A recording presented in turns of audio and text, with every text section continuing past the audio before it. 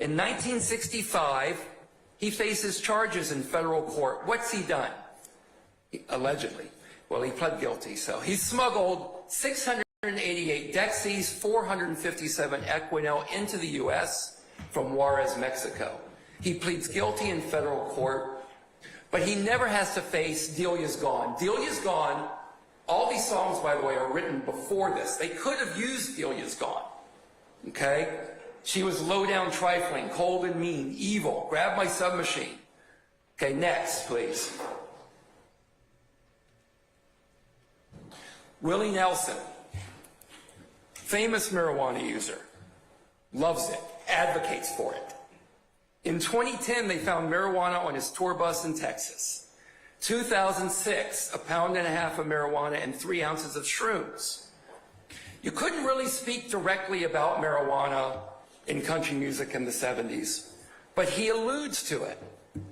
So in his song, In a Memory, off the album Willie Nelson and Family, he says, I'm a love that you know from a song. I'm a voice on a green telephone. I'm a day that lasted so long. 1971. They did not bring this up. It was not used against him. So you're saying he was under the influence of marijuana? When he wrote that, Your Honor? Or maybe some other... well, I'm not going to say what Willie was doing then, Your Honor. Okay, all right. Next, please. I'm with you. 2006, Glenn Campbell. Not his best look. Okay, he's charged, and by the way, there's a connection. Charged with aggravated assault, drunk driving, hit and run. Here's his song, Tequila. I was at the, and I'm not going to sing it, Your Honor, so you'll have to forgive me. Did he write this song after the... Before the... Okay. Every song I present to you was written and released before the charges. Okay, I'm with you. All right. I'm not going to be sneaky that way. I was at the bar with my drinking team. It was me, Jack Daniels, and my honey, Jim Beam. We were kind of blitzed. Homie. Thank you, Your Honor. Would you like to perform it? Because I know that you're famous on the internet for your rap lyrics. That's other people pirating me. Okay, so... I know a good copyright lawyer. All right. But here's these drinking songs that are not brought up against him. Next, please. This is the last one I'll do. Tim McGraw and Kenny Chesney, charged with disorderly conduct, and McGraw is charged with a felony for assaulting a police officer in 2000. And I believe this is a Chesney song that was released before then. It's a great song. It's the simple things in life, like the kids at home and loving wife. I'll just jump to the end. The devil takes your hand and says, no fear, have another shot, just one more beer. Next, please. Last. This is not a song, but it's a statement of frustration from a singer and a songwriter. That's the frustration that I bet all of the defendants in this room feel.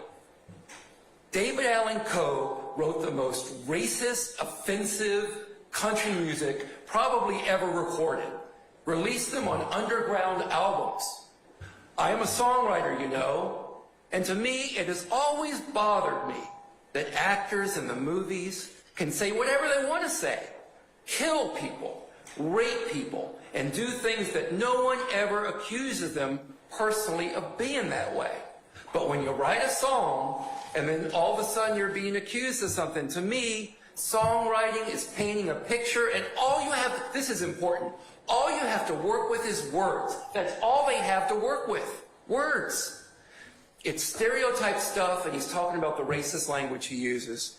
It's stereotype stuff that you hear growing up that immediately puts a picture in your head. What Mr. Kendrick is singing about is what he grew up around. What else is he supposed to sing about? He's not going to sing Daydream Believer. He's not going to write that song. He's not going to write about puppies and rainbows and unicorns. This is what he writes about. And now it's being dragged out, and he has to sit in this court and defend. He knows he has to defend these charges, but to have to defend the lyrics that he's writing? Come on. Come on. Thank you. That's enough. You can turn it off. Anyway, I'll be happy to circulate this later. If you'll send a copy of that to your colleagues and Ms. Weaver, please. Absolutely, Your Honor. That'd be fine, sir. Okay. It'll be D1, as I said. Thank you. Your Honor, in instances where courts have admitted rap lyrics, it's all about the connections, as you've heard today already.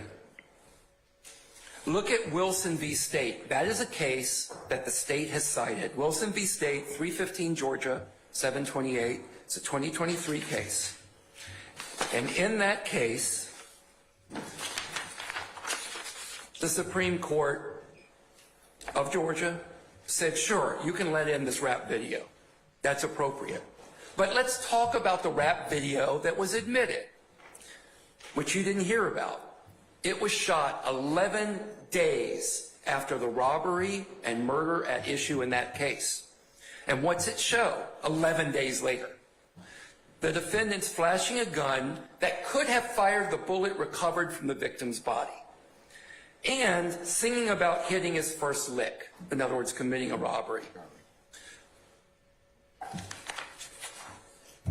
So the court said, well, given the probative nature of the video and it not being unfairly prejudicial in light of its probative value, then according to Wilson, the video being admitted was proper. What was it admitted for the purpose of?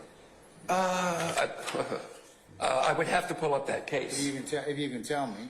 If not, I'm going to pull it I can't tell you right now, Your Honor. now anyway. So. But I believe it was admitted for evidence of guilt. But please let me get back to that. This case is different. Oh, did y'all put up the bodies on bodies line over there? There we go. Hey, how you doing? I'm Yak Gotti. I got bodies on bodies. Okay.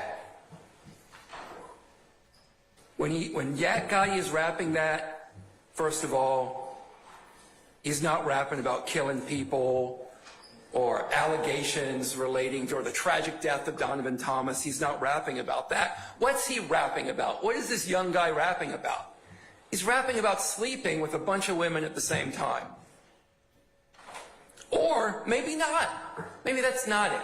Maybe he's rapping about when he was a high school football star over at Grady, and he was laying people out on the field, bodies on bodies. He's not rapping about a murder that happened 11 days before the song was written or performed. He's not flashing guns capable of firing bullets found around Donovan Thomas or bragging about committing his first murder. So, it's a different situation. You know what's more analogous? Is U.S. v. Stevenson's. 550 F sub 3rd 1246 from the Middle District of Florida in 2021. The U.S. attempted to introduce 3 rap videos against the defendant charged with possession with intent to distribute marijuana. In rejecting the admission of those videos, the court said there was no evidence as to when the lyrics were written, the songs recorded, or the videos edited. And they concluded that the videos were too remote in time to have much probative value, or were even of dubious probative value in this case. Where's the evidence of when these lyrics were written and recorded with respect, in time, with respect to these underlying allegations? I don't see it here. I don't think it's been presented to you today, but I will tell you, and I'm going to go through the 6 specific lyrics. I'm not going to take much time, but I'm going to go through the 6 specific lyrics that they want to introduce, or they've said they're going to introduce against Mr. Kendrick. And you'll see that they're too remote in time. So you're saying that reference is something, 2 other things that potentially Mr. Kendrick was involved in, playing football or getting with ladies? Is that what you're saying? Here's what I'm saying. That unlike our United States Supreme Court that thinks they're experts in history, I think that courts are experts in law, and that they shouldn't get into the business of musicology and trying to figure out what that rap lyric wrote. when Mr. Kendrick wrote it or performed it. Okay, well, let's go back to Wilson. Sure. Wilson, the dope video that's referenced in there, it references the murder weapon. It connects the murder weapon and implicates one of the defendants in the robbery. Absolutely. Close in time. So, I don't know what this particular thing is going to be tied to, but one of the state's theories is, as mentioned by the state, is that bodies on bodies is that he's been involved with some homicides. Okay, so I don't know about some homicides, but he's accused of one in here. But the bodies on bodies, let's see when that was released. I'm going to look to that real quick. So I have it here. 2013. That was from Dream, released in 2013. And there's a distinction, by the way, between when something is written, when it's recorded, when it's released. But it's released in 2013. When is the Donovan Thomas murder? 2015. 2 years later. So what does bodies on bodies have to do with the murder of Donovan Thomas? Nothing. Nothing. Why is it here? It's here because it's prejudicial. The state knows this. That's why it's here. That's why rap music is introduced. That's why no other genre is introduced. Because rap music is inherently prejudicial. I don't want a special exception for it. I just want you to do the 403 analysis, Your Honor. So you're saying it doesn't have any linkage? Is that what you're saying? Zero. If I could say less than zero, I would. No linkage. Let me ask you another thing before I move on with that. Hold on 1 second.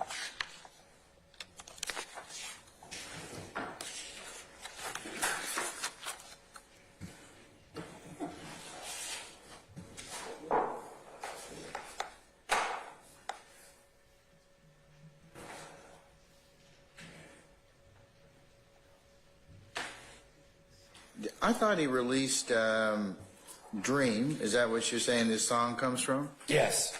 And that was... well, that's what the state says it's from, yes. I think thought that correct. was released April 17, 2015. That's what I show on the state's page 43 of state's 18. I pulled this 2013 from the state's particularized motion.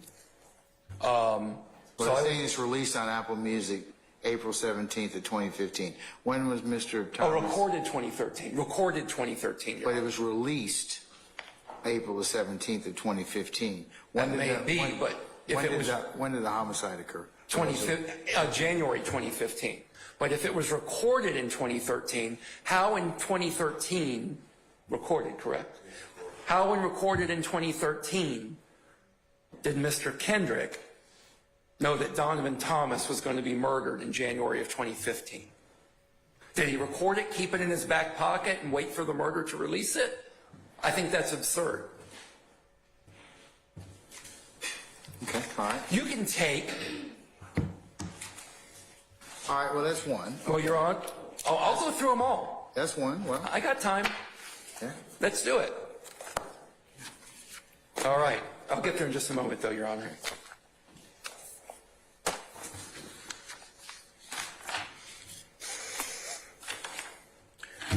I'm not going to go State versus Skinner, up through State v. Skinner again. It's been beaten to death. But that's the New Jersey Supreme Court case that we reference in our briefs, where they basically throw out the rap lyrics, identifying with Bob Marley, et cetera. But again, on the unfair prejudice, let's look at I'm going to give you a quote from Old Chief v. U.S., 519 U.S. 172, Penn site 180. As the Supreme Court has held, the term unfair prejudice as to a criminal defendant speaks to the capacity of some concededly relevant evidence to lure the fact finder into declaring guilt on a ground different from proof specific to the offense charged. That is exactly the risk, that is the danger of admitting these rap lyrics in this case. And look at Rule 404B.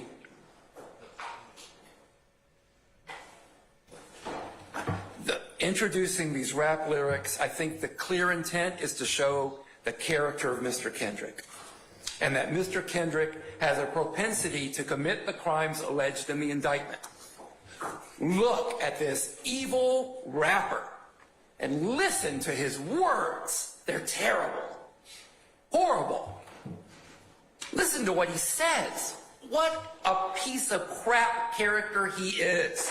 Who else would sing these songs? Who else would rap this music? Heaven forbid our kids hear that. That's not appropriate use. It's not appropriate use. I'm going to leave the state's other arguments right here to Mr. Steele. But I do want to go over the particular lyrics. The rest of your lyrics. Yeah, I'm going to go over the lyrics right now. Let's talk about your lyrics. Let's talk about lyrics. Let's go. Okay, back, I don't know, we'll just go one by one to make sure I hit them all. We've already talked about bodies on bodies. Okay. Okay, but again, what is the probative value of something recorded in 2013 to something that happened in 2015? It's got none. And I will not concede that Yak Gotti and Diamante Kendrick are the same person, just as I would not concede that Ian McKellen is Iago. You know, it's not the same situation. This is a character that he portrays on screen, in videos, in concert, but that's not Diamante Kendrick. Bodies on Bodies has multiple meanings. A convention of rap music, as I've been learning, is the importance of double and triple meaning. Finding double, triple, quadruple meaning is it's a critical skill to the lyricist in rap. And that's what you've got with things like Bodies on Bodies. Multiple meanings. Let's assume, go ahead, assume Bodies on Bodies means dead bodies in the streets. Assume it means that. Whatever. 2013, Mr. Kendrick doesn't have any accusation that there are bodies on bodies there. And it's a convention. It's what his audience is looking for and demands in gangster rap. But it has multiple meanings. No proximity between the time of the recording of that and the unfortunate death of Mr. Thomas. If you let it in, there's a high risk that the jury is going to misinterpret that. And it will unfairly prejudice Mr. Kendrick. Okay. All right, next lyric. Go on to the next. I've only got 5 more, Your Honor. Okay, all right, that's fine. Next lyric. Running from 12, then I jumped through the fences. Again, it's sung by Yak Gotti, his alter ego, you could argue, but it's his stage performance. It's his name on the stage. And again, we've got ambiguous, multiple meanings. What is 12?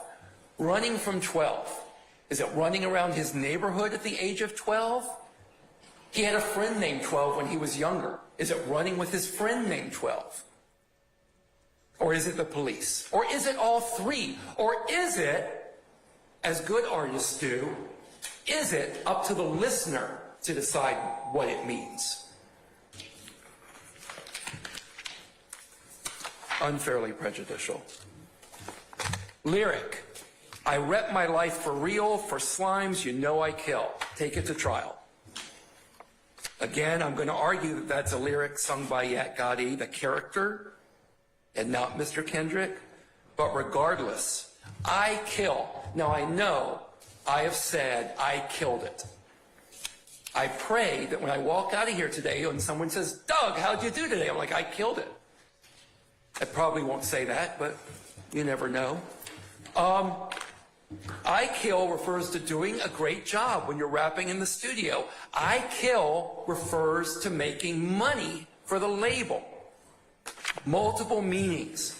But the problem is, which one is the jury going to take? Next lyric. Excuse my language. Fuck the police. Fuck 'em in a High Speed from Slime Shit, March of 2016.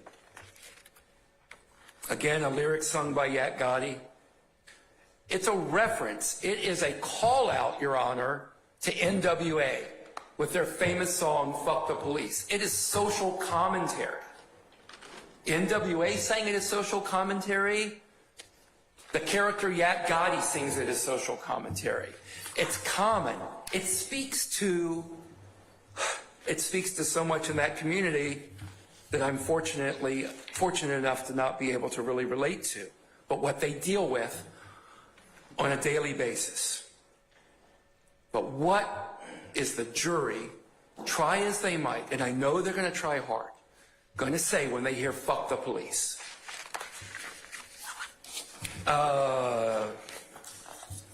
One more? Two more. Knocking off your big homie bitch, Mob Ties, April of 2020. Again, that has minimal value, and if you watch the video, and I'm sorry, I don't have it to play here today. If you watch the video, when Yak Gotti says, knocking off your big homie bitch, it is a call and response. Someone else says it, and then he repeats it. It's a long tradition in music. I mean, you can go back to Cab Calloway. You can go back, it was imported from Africa. Repeating things is a common trope, a common musical issue. And Cab Calloway, Michael Jackson, Missy Elliott, they all do it. They all repeat things. It doesn't mean he adopts them. He's in the video in a call and response situation. Last, YSL Wipe a Nigga Nose.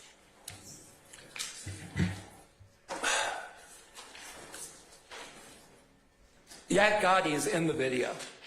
He does not sing that. He is just in the video. And appearing in a video and nothing more should not be adoption of a lyric. Well, do you have a choice to be in the video? Well, do you? I mean, I guess that's the question. I mean, we all have jobs. I guess that's a question that the jury will have to kind of ponder, right? I mean, it's not like somebody's filming and they walk up and they catch you in it where they got to get a release. I mean, but to play it, but or to put you in the video, but if he's standing behind or one of the background people in that particular video or that song, isn't that something that the jury is going to have to sift out? I do not think you can go to look at what Diamante Kendrick is thinking or what he's adopting based on what someone else is saying in the rap music video that he's in. Yeah, he's there voluntarily. He's not chained there, but that doesn't mean that he adopts that. Okay. And I'm just going to go back to this, Your Honor. It is only rap music, and you have to ask, that has to defend this. It's only rap musicians that have to come into court. And don't tell me, anyone else, that it's because only rap musicians get in trouble with the law. That is not the case. Not relevant for each case has to be taken on its own individual merit. Exactly. And so when you see all these other cases cited where rap music is admitted, all that I ask you to do is make an independent assessment for this case on a lyric by lyric basis, whether those lyrics are appropriate to be admitted or whether they should be excluded under 403. That's all I ask the court, Your Honor. All right, sir. Okay, thank you. All right. Mr. Steele? Your Honor, I was going to next get the patent. Okay, all right. Mr. Short? Oh, I apologize. Your Honor. We'll take 5 minutes. Everybody should take 5 minutes. We'll come back, okay? Thank you. All right.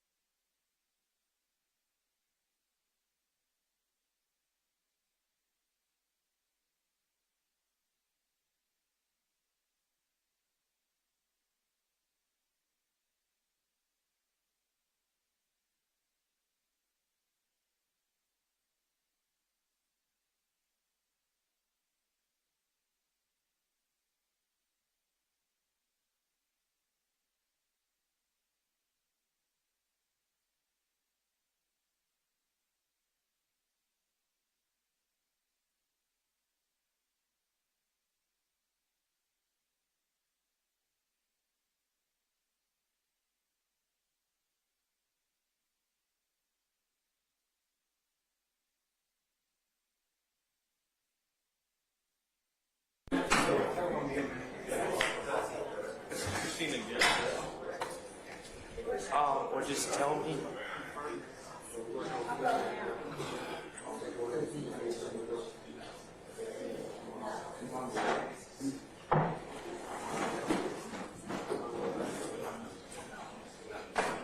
Okay.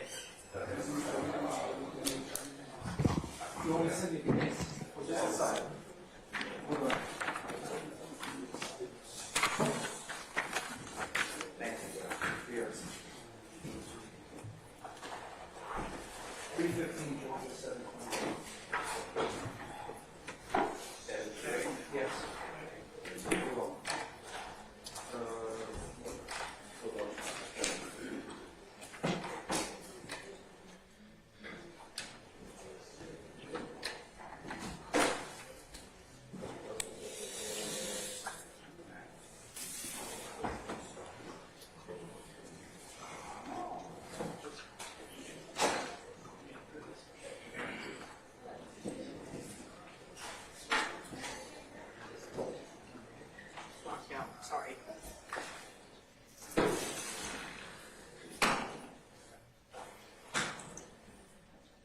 Hard to find good help these days, honey. Help that won't run out on you. Help that won't run out on you. Quick question. Captain.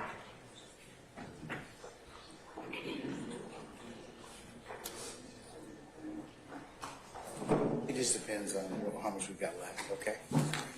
But yeah, we might be able to do that. All right, Mr. Shart, you ready, sir? Yes, sir. All right. Ready for me? Yes, sir. All right, excellent. Thank you, Your Honor. May it please the court. So, full disclosure, I used to listen to hip hop. Most of the rappers I used to listen to have gray hair and arthritis now, but I don't listen to current hip hop. I think that if you listen to a lot of the current hip hop, rap music out there, you're going to find that the lyrics discussed here today do not particularly stand out in this music genre. While I don't listen to rap music, I do, through my profession, know rappers.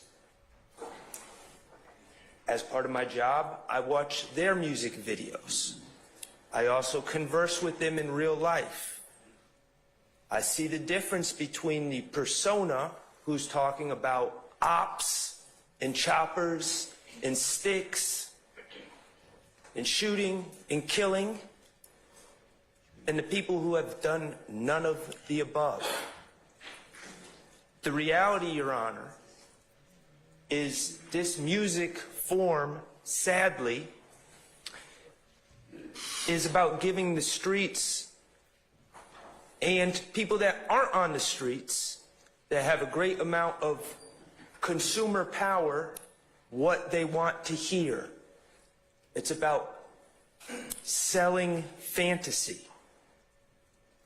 And more importantly, for some of these young men that are entangled in this litigation that we're here for today, it's also about giving music executives, giving business people, giving people in suits what they want to hear, what they think that they can sell to the public.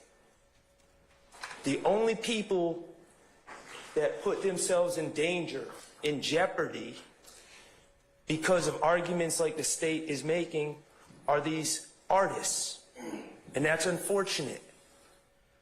My client, since we're proffering, was not signed to a record label, but he wanted to be.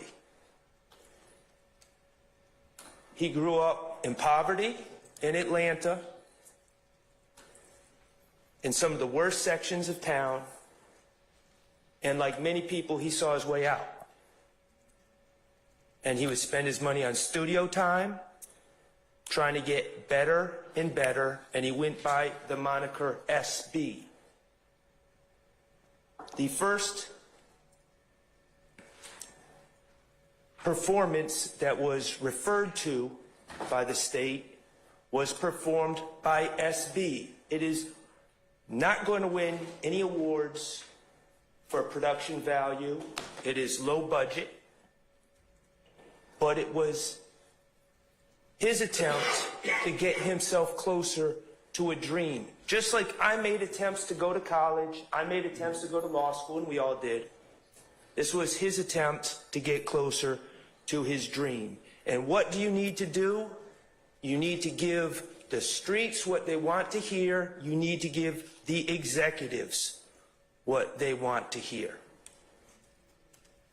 So you talk about things that may not be factually true.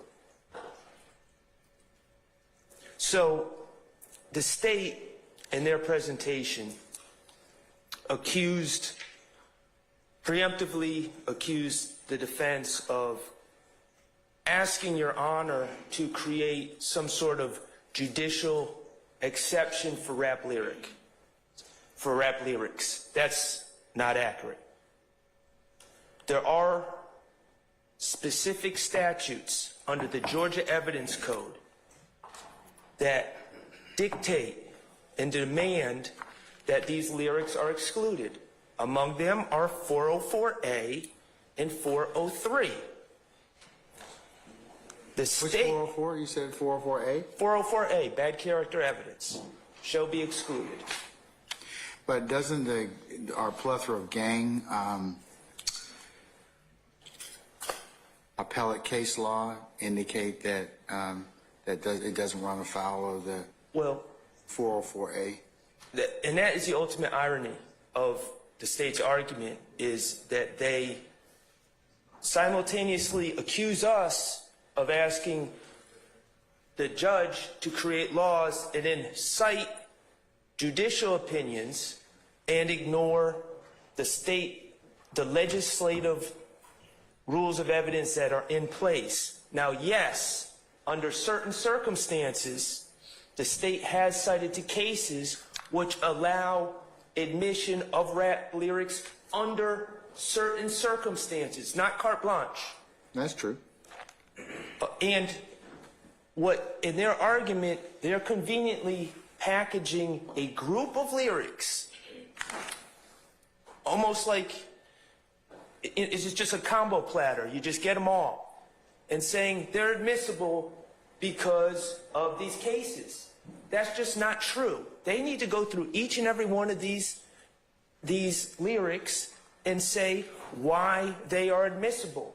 Why did they not run afoul of 404A? Why are they not bad character evidence? Why do they not run afoul of 401, 402, and 403? And they've attempted to do so in a couple different ways. They've attempted to do so by arguing things are admissions. To be an admission, Your Honor, the statement cannot be general. Which evidence code are you talking about? Which one? Well, the state's argument was that these are admissions. Okay? So which part of the evidence code are you talking about? Well, I'm talking about the law on admissions. Okay, which one is that? 24-what? I can get you the statute if you want, but I'm asking you. You're arguing to me. okay. 801. Admissions. 24 -8. No, 801. Well, The part you want to D. rely upon? I think they're going by D1. If we're going to test my memory and my ability to recite every single part of the Georgia Evidence Code, D1. So, to be an admission, Your Honor, clearly, under common sense, there would have to be some factual relationship between what is trying to be proven and what is said. Broad generalities do not suffice. Broad generalities do not have relevance. They don't have probative value. They don't have any of that. For instance, if I decide to make mixtape 1 and say, I'm a bad guy, I'm a bad man, well, and then they charge him with murder. Well, he said he's a bad man, so he must have done it. It's clear. He put it on wax. No, No, that's too broad. That's too broad. So you just can't say someone said some generalized thing and therefore it's admissible in a specific case. So that's the problem with the argument for admissions, because Sorry, wouldn't it depend upon context? it absolutely would. And I'm going to get to the context of my client's statements because they have nothing to do with what he's accused of. All right. Okay? They also try to argue actus reus and mens rea about the state of mind. Just think about that argument. Their state of mind. So we talked about Mr. Kendrick, about him recording a song in 2013. So his state of mind in 2013 is admissible for crimes committed years later. Everyone's state of mind changes instantly in this world, except rappers, I guess. They just are stuck in a perpetual state of mind that is static. The state of mind is when you commit the offense, not years before, not years after. Not necessarily. Well, Your Honor, I think that the state has a hill to climb to say that somehow rappers are different than every other individual who changes their state of mind. Well, not necessarily. I mean, to the example of you could listen to a song and it may move you to do other things. So, and that you might be listening to that song over the course of time and then do other things. So, Right. But anyways. And, Your Honor, and then, of course, I think they've backed off of this, but the 418, of course, there needs to be criminal gang activity. Criminal gang activity is defined in the statute. Rapping is not criminal gang activity. I don't think they're covering that right now. I think they're just covering the lyrical aspect under, and whether or not it covers it's to be considered under the First Amendment. So, that's a separate issue. I'm not really dealing with that at this point in time. So I don't know specifically with as it applies to my client who was just trying to make it in the rap world and decided to record some rap lyrics in 2019 is what the state said. But I don't know if this is supposed to be considered an admission or mens rea. I'm not sure. That's a little unclear. But what he allegedly said, I just beat a murder rap, paid my lawyer $30 for that. First of all, I was not his lawyer. Secondly, he did not beat a murder rap.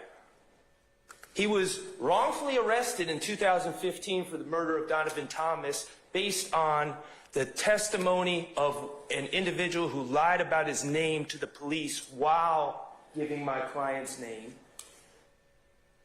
He was arrested with 3 other people. The state dismissed charges against 3 other people and now say those 3 other people are wholly innocent. Well, Mr. Farley's still a co-defendant. Mr. Farley's not charged in that murder, and he never was. But they dismissed the charges against the 3 other people that he was arrested with and realized they had no case against Mr. Stillwell either, which was the subject of my motion for speedy trial, constitutional speedy trial. So he was released on bond.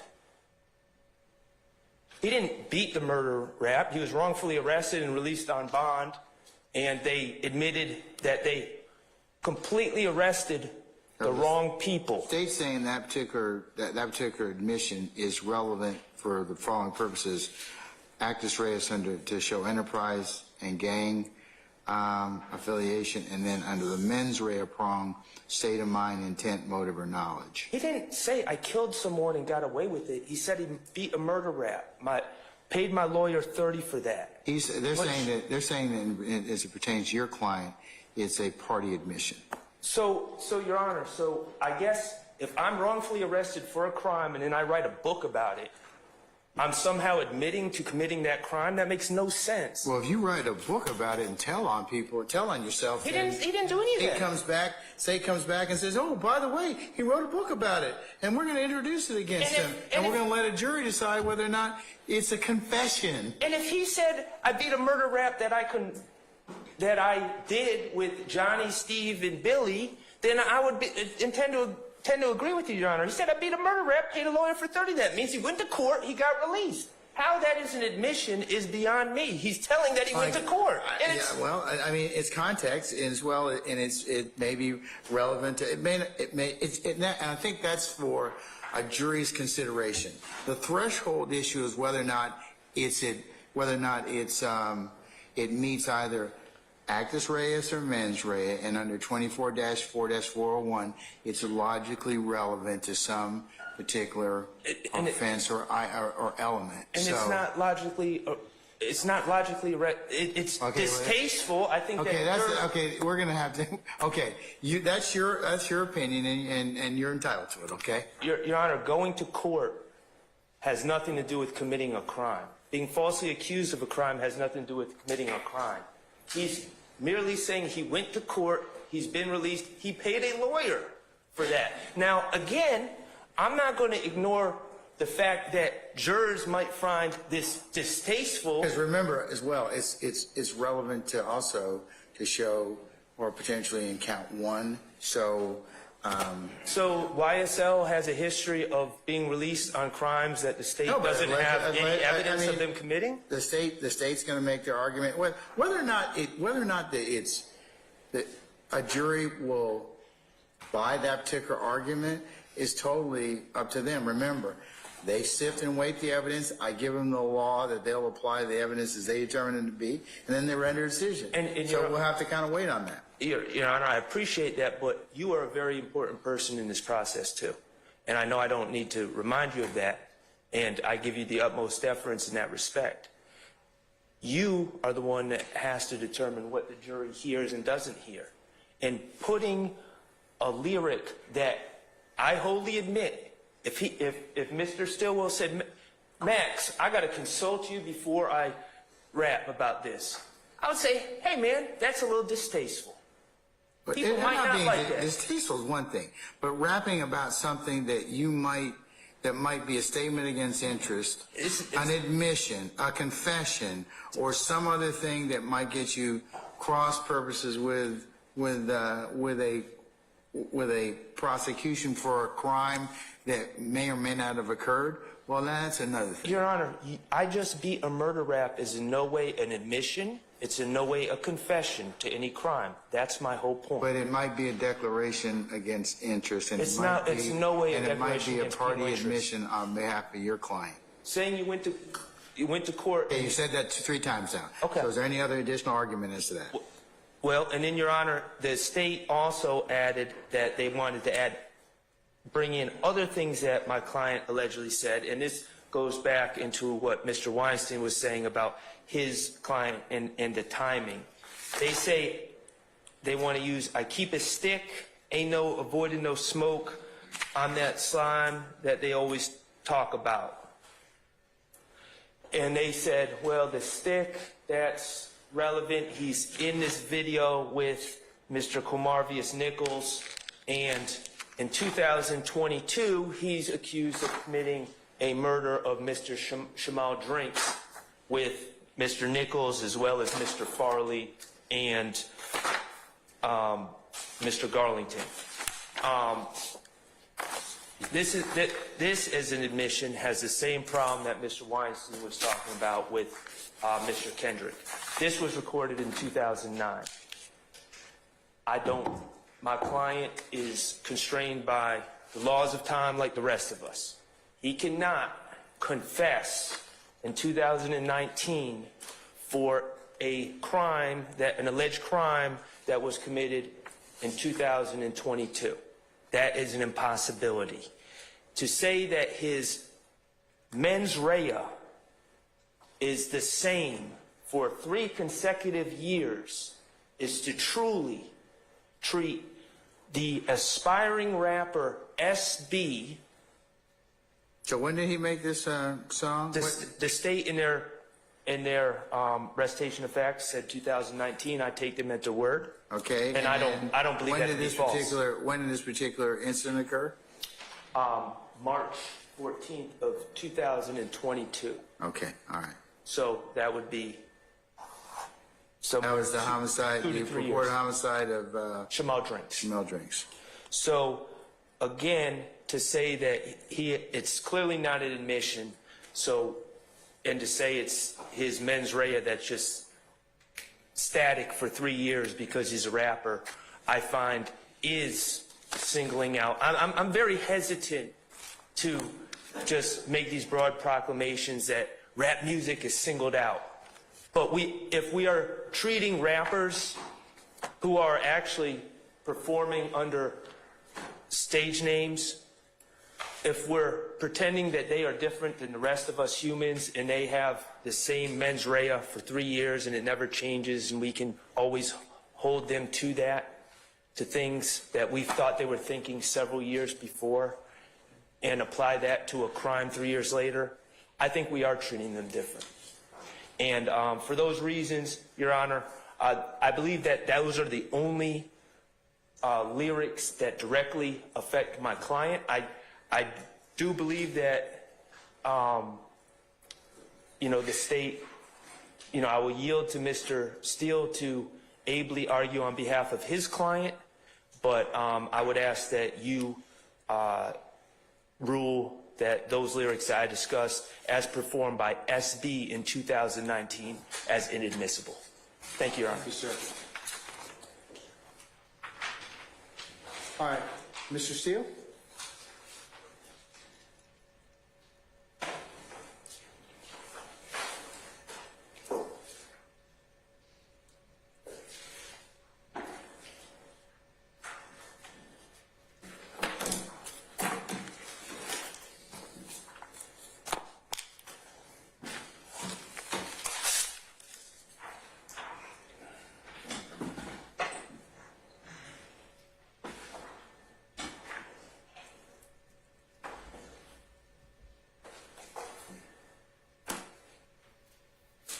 Thank you, sir. Good evening, everybody. Your Honor, I just got today, just like I assume everybody, the case law that is cited in the, I don't know what exhibit it is, but the PowerPoint. That's States 18, sir. Thank you. And I went through it as I sat here. And I'd like to just point out some observations. And I disagree with the way the state gives you, and you liked it, the linear ability to look at the law, because what the state does is ignores the First Amendment totally. Well, They say it's that's not your a time. true- I'm looking at States 19, so if you wanna take 19 and disagree with it, show me how I should consider it. I'll be more than happy to listen to it. I will. So, Well, as admitted, we'll use as a party opponent by, I believe, Mr. Floyd and definitely Miss Hilton, I believe, and if I confuse them, I apologize, but I believe both of them. This, you have to analyze it under the First Amendment to the United States Constitution and the corresponding section do I of have the to Georgia do that? Constitution. Does it depend upon what is stated, or what the material or is? Yeah, we have to go specifically, lyric by lyric or video by video. And the reason for that is, as you heard, either or both Mr. Floyd or Madam Prosecutor Hilton, they were saying these are true threats. They were saying this is YSL, this is not a quote, I'm not quoting, but it's something effective. This is YSL warning others that don't bother us, these are my words, or we will retaliate. Those are true threats, and when you look at words with true threats, you have to ensure that they do not fall under the rubric of protected speech. So we have to analyze it. What the state, though, gave you in States 18, what I went through on page 14 of States 18, they cited Counterman versus Colorado. It's 143 Supreme Court 2106, 2023. I will discuss that case at length. You sure it's on page 14? Well, that's what I have.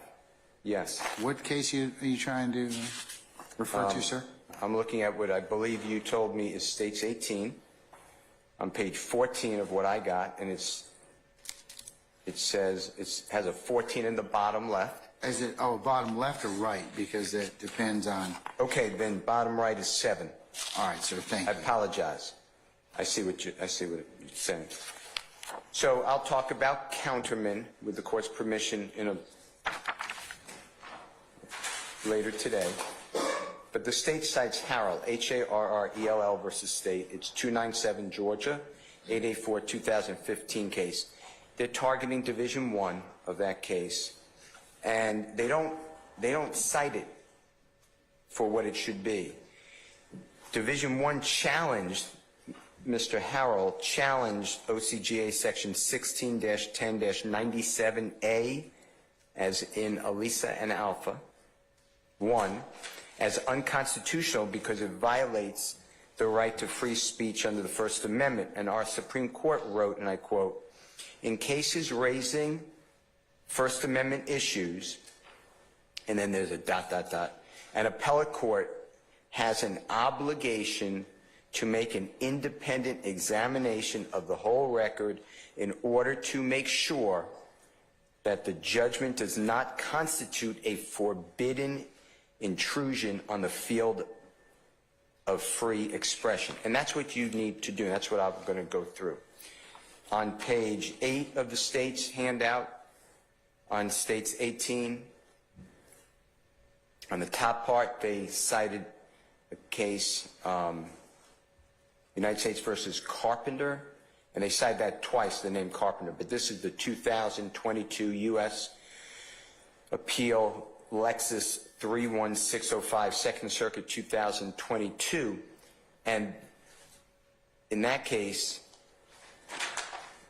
the court wrote, the Second Circuit wrote, "The First Amendment does not bar the admission of rap lyrics where, as here, the artistic expression," and I quote, "is not itself the prescribed conduct, ... and this is not a quote, this is my words, "the rap video and lyrics speak to, with specificity, to the precise conduct in which he was charged, not general charges, but must be specific."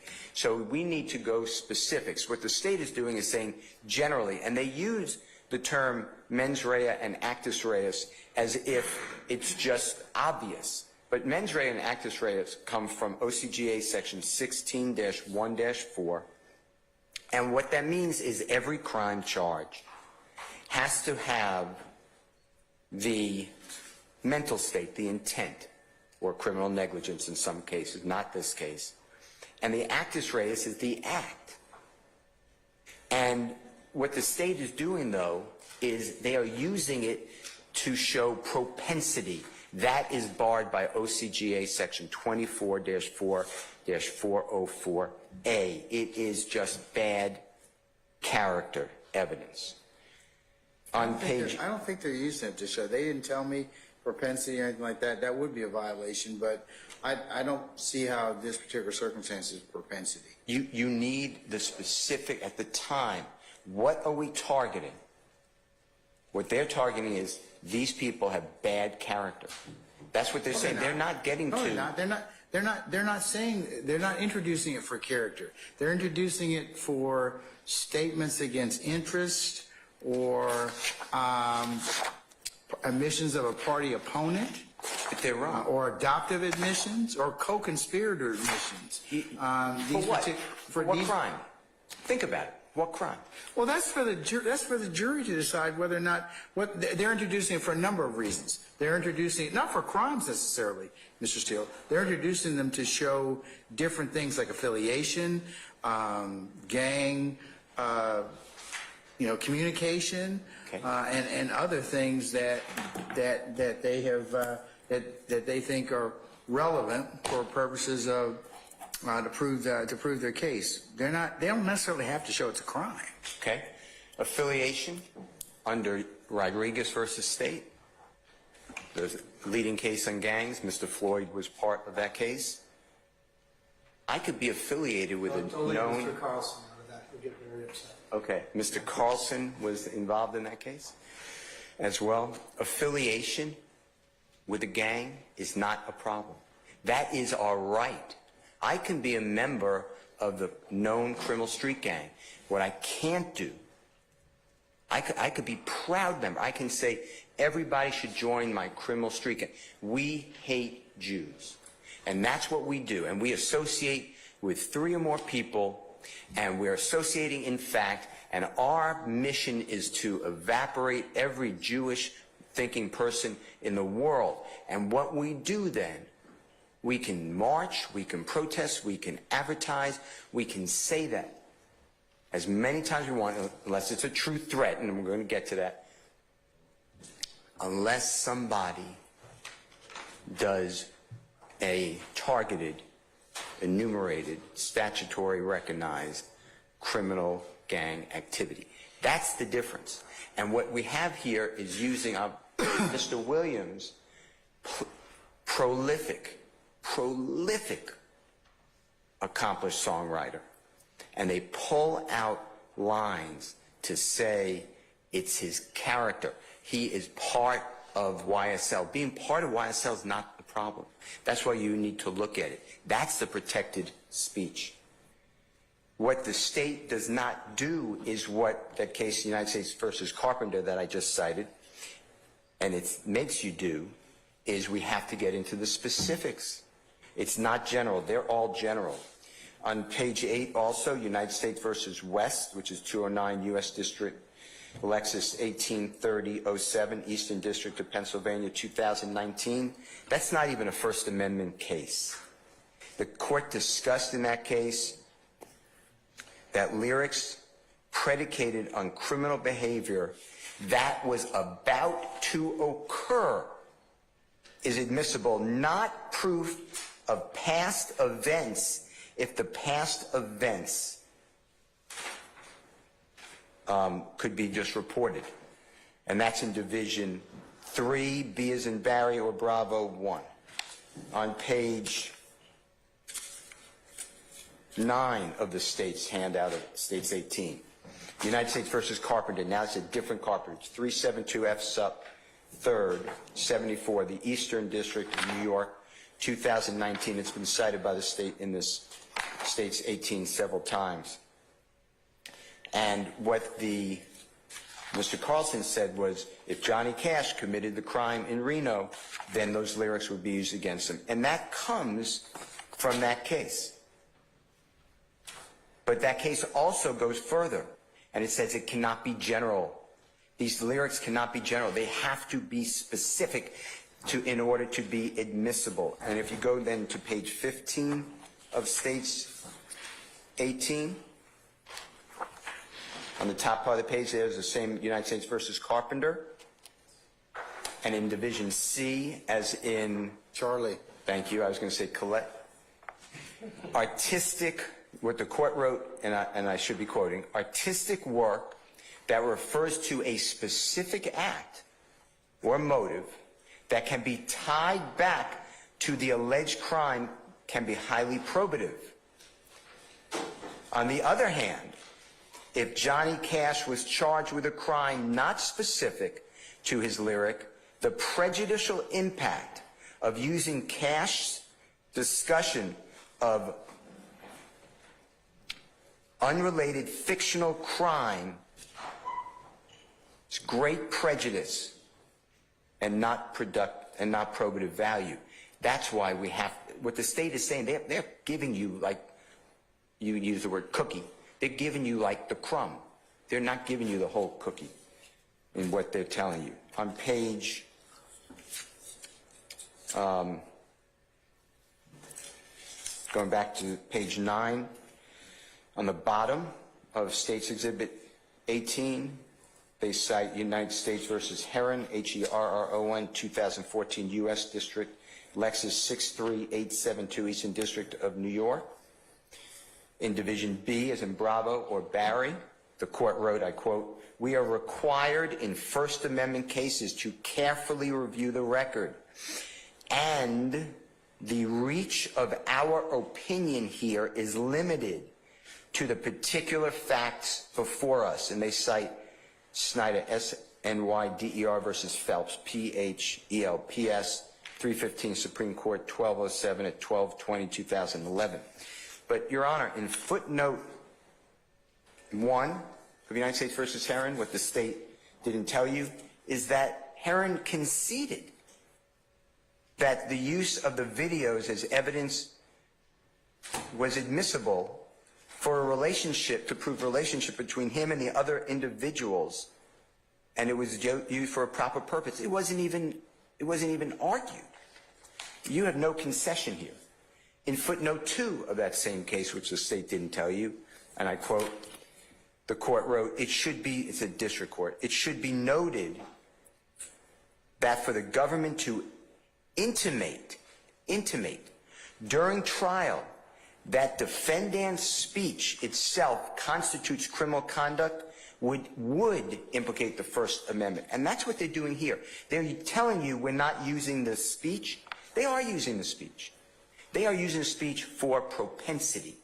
They are using... You keep saying that, but I disagree with you, Mr. How do you... Steele. I mean, because our appellate courts allow this particular type of association, not just barefaced lyrics or other things about gang activity, but if they go to a proper purpose, then certainly. But I disagree with you. It's propensity. They're not trying to do that. Well, I know that is the reason in my estimation, but you're the honorable court, so you make. I mean, we're gonna have to academically disagree. No, I on understand. that. Okay. On States 18, page 10. That's again United States versus Carpenter. I discussed it. It's on page 15 as well, and I told you what the case Yes, sir. really says. On page 10, on States 15, that's United States versus Cannon, C-A-N-N-O-N, 753 F 3rd 492 5th Circuit 2014. That was not even challenged under the First Amendment. That case is an insufficiency of evidence case. Mr. Steele, I have Westlaw. I can look up all this, and I've been kind of perusing these cases. So if you want to just if you want to distinguish something, just tell me what it is. I'll consider it for the reason that you tell me. Okay. Okay. But I've got Westlaw right now. All right, on page 12, you'll see of States 18 Ward versus State 339 Georgia Appeal 621 2016. That's not a First Amendment case. On the bottom of page 12, 402 24-4-402 specifically says, except as limited, all relevant evidence shall be admissible, except as limited by constitutional requirements, which is what we're doing here. We are challenging this evidence under the First Amendment. On page 14, the state cites United States versus Smith, 967 F 3rd 1196 11th Circuit 2020. That's not a First Amendment analysis. They quote it, but it does not address a First Amendment analysis. And if you go to page 18 of States number 18,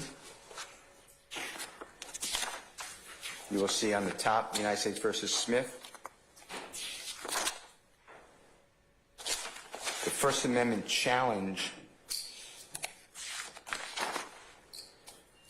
was a First Amendment challenge to admissibility of a rap lyric, but they found it admissible because Smith used the same or similar gun in the video that was identified by the victim of the armed robbery and wearing the same exact sweatshirt as was committed during the armed robbery. We don't have that here. You have true words. You don't have anybody that I heard saying anything about, here is the gun. They're using terms that we will show you, with your court's permission, that are commonplace. Your Honor, the page 17, Carston, C-A-R-S-T-O-N versus State 310 Georgia, 797 2021. It's not a First Amendment case. And that's what we're challenging under it first. That's our first line. Page 18 of States 18, Taylor versus State, T-A-Y-L-O-R, 297 Georgia, 132, 2015. That is not a First Amendment case. Chaddock, C-H-A-D-D-O-C-K, God bless you, versus State, 203 Southwest 3D, 916 Texas Appellate Court, 2006. That is not a First Amendment case. So these cases are just not applicable. And the last ones are on page 21 of States 18. People versus Zepeda, Z-E-P-E-D-A, 167, California Appeal 4th, 25, 2008. And on the bottom of the page, State versus Burmeister, B-U-R-M-E-I-S-T-E-R, 131, North Carolina Appeal 190, 1998. Neither one was a First Amendment case that was reviewed. The first one, People versus Zapata, that was tried to be reviewed on First Amendment grounds in appeal. It was not preserved at trial, so the appellate court never even reviewed it. The natural-born killer case that was announced by the state, Beasley, B-E-A-S-L-E-Y versus State, that's 269 Georgia, 620, 1998, page 22. That's not a First Amendment case either. So neither is on page 23 or 24, Jackson versus State, as well as Fleming versus State. Neither one are First Amendment cases. Mr. Carlson also cited United States versus Hankton, H-A-N-K-T-O-N. It's 51 F 4th, 578, Fifth Circuit, 2022. That's a case where a rap video was used. It's in Division 3. What he did not tell you was what the court said when you keep asking about these are admissions, these are confessions, these are adopted admissions. Your Honor, what you're being told, co-conspirator statements, at the bottom of that division that they read to you, it says regardless, assuming the video clip contained hearsay, meaning there's no exception to it, and was improperly admitted, any error was harmless because the evidence against Mr. Hankson was so overwhelming. You don't just go to, it's an adopted admission. You got to get there fact by fact, issue by issue, word by word.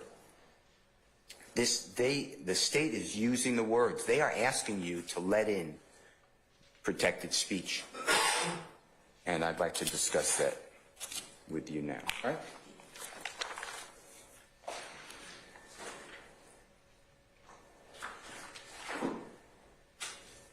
Okay.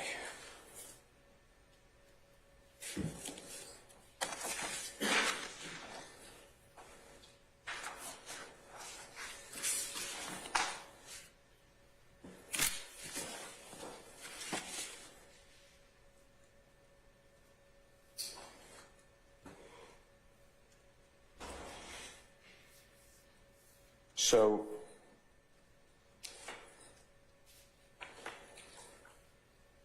music, art, dancing, photography, they are all forms of speech that are protected. So a person in America can say, I hate Brian Steele, I hate criminal defense lawyers, I hate prosecutors, judges, police. They can do the opposite. I praise the United States of America, and other people can think that's outrageous. America's birthplace is on discrimination and prejudice and racism and wrongly incarcerating more people than anyone else, other country in the world per capita. But all those statements, all those beliefs are what gives us, binds us together, because we believe that we flourish when we can share ideas, even when they're repugnant, even when you don't agree with them. And what this hearing is about, the reason that all these people are still here, is because if you allow this evidence in, as evidence, as competent evidence, you allow these words in, it's going to have a chilling effect if it's admitted wrongly. So that's why you have to go, you can't do what the state's saying, oh, we'll just put up a few, and by the way, it's conditionally admissible, and then we'll show you others. You have to reason through each of the lyric. And what the state did not do, and it's their burden They're the ones who are trying to get in the evidence. Who wrote the lyric? Now, I heard what That's Mr. all, that's a foundation. I mean, that's all. They need to do that. That's part of foundation, assuming that they can lay the foundation.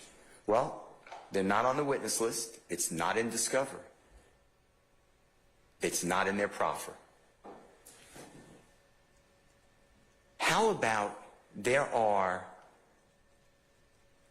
other people involved? There are people who change lyrics. There are producers.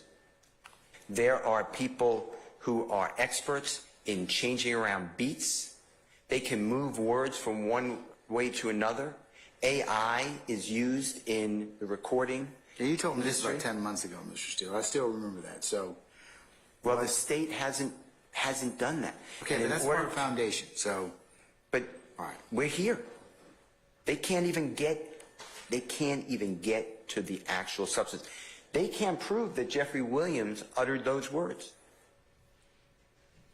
They don't know what the lyrics are. These aren't like the old days where you have lyrics written on the label. This is just the listener. This is also not question and answer. When you say, hey, these are admissions, these are co-conspirator statements, these are statements against interest, this is not question and answer. This is somehow just different utterances that come together. It is not a fluid conversation. This is not like words that come because you say to me, answer this question, and I answer the question. Those words you can say, I meant what I said based upon this moment in time. We're talking about this topic. What the state is doing is what Mr. Weinstein said. They are just assuming things. And that is why they are targeting the lyric. It is not proof in and of itself. They are targeting the right to free speech, and that's wrong. Then they are hiding it in, well, it's really going to an How can element. they prosecute your clients because of the songs they wrote? I mean, they're using some of the songs, or at least attempting to prove other things that your clients may have been involved in, or their criminal for different elements that they're authorized to do. So I don't think that it's an attack on free speech. How do you take something that is said to the whole world, goes around the world on the internet, and then say, well, it only means this, and we're going to use it, and then you say, this honorable court, they tell you this honorable court, that is not an attack on free speech. Well, I guess They have to tie it. Yeah, they have to tie it. Okay, and I guess when the gang expert testifies, or that we get some more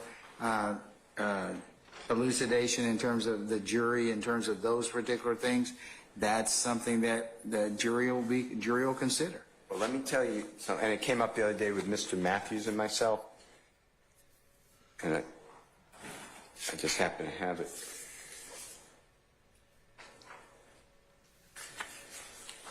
This would go to intent, the mens rea. May I approach you on it? Yes.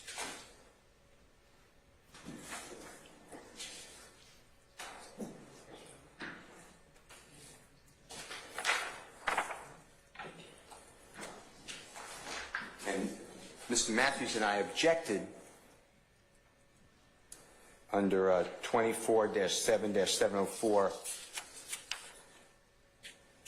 A and B when Investigator Viverito was talking about intent. And what the court just said is the expert can talk about what the lyrics mean. That's intent. What the lyrics mean is the person who's speaking's intent. But Mr. Steele, remember, an expert's testimony does not have to be believed greater than anybody else's. So it's just one factor that the fact finder is going to listen to in terms of that. It's not something that carries the day. As you know from having tried scores of cases, that the jury usually gets an instruction about how they're to consider lay witness testimony and expert testimony. And they don't give any greater weight to that.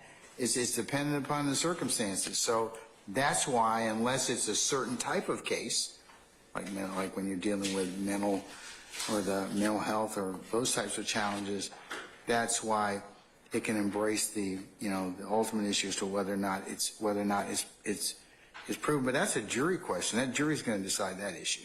But the state can't even get in the evidence for actus reus or mens rea because they can't comment on the intent. And if you look at page 6 of 9 of the case I just gave this honorable court, I'm looking at it right now. It's Purcell, P-E-R-C-E-L-L versus State, 346 Georgia Appeal 219, 816 Southeast 2D 344, 2018. On page 6 of 9, on the left-hand side, almost center, failure to make objections in Division 1. The failure to object to testimony that evidence was consistent with collision being intentional. Purcell argues that the trial counsel was ineffective for failing to object to several instances of law enforcement witnesses testifying that the evidence of the collision was consistent with it being intentional because the testimony was improper expert opinion on the ultimate issue. We find no reversible error. The new evidence code eliminates the former ultimate issue rule except as to certain expert witness testimony as set out in 24-7-704B. Under the new evidence code, except as to certain expert testimony in the form of an opinion or inference otherwise admissible shall not be objectionable because it embraces the ultimate issue decided by jury of fact. Okay. And then it says, setting forth a lay witness's testimony regarding witness opinions and inferences. Going to the next line. As for...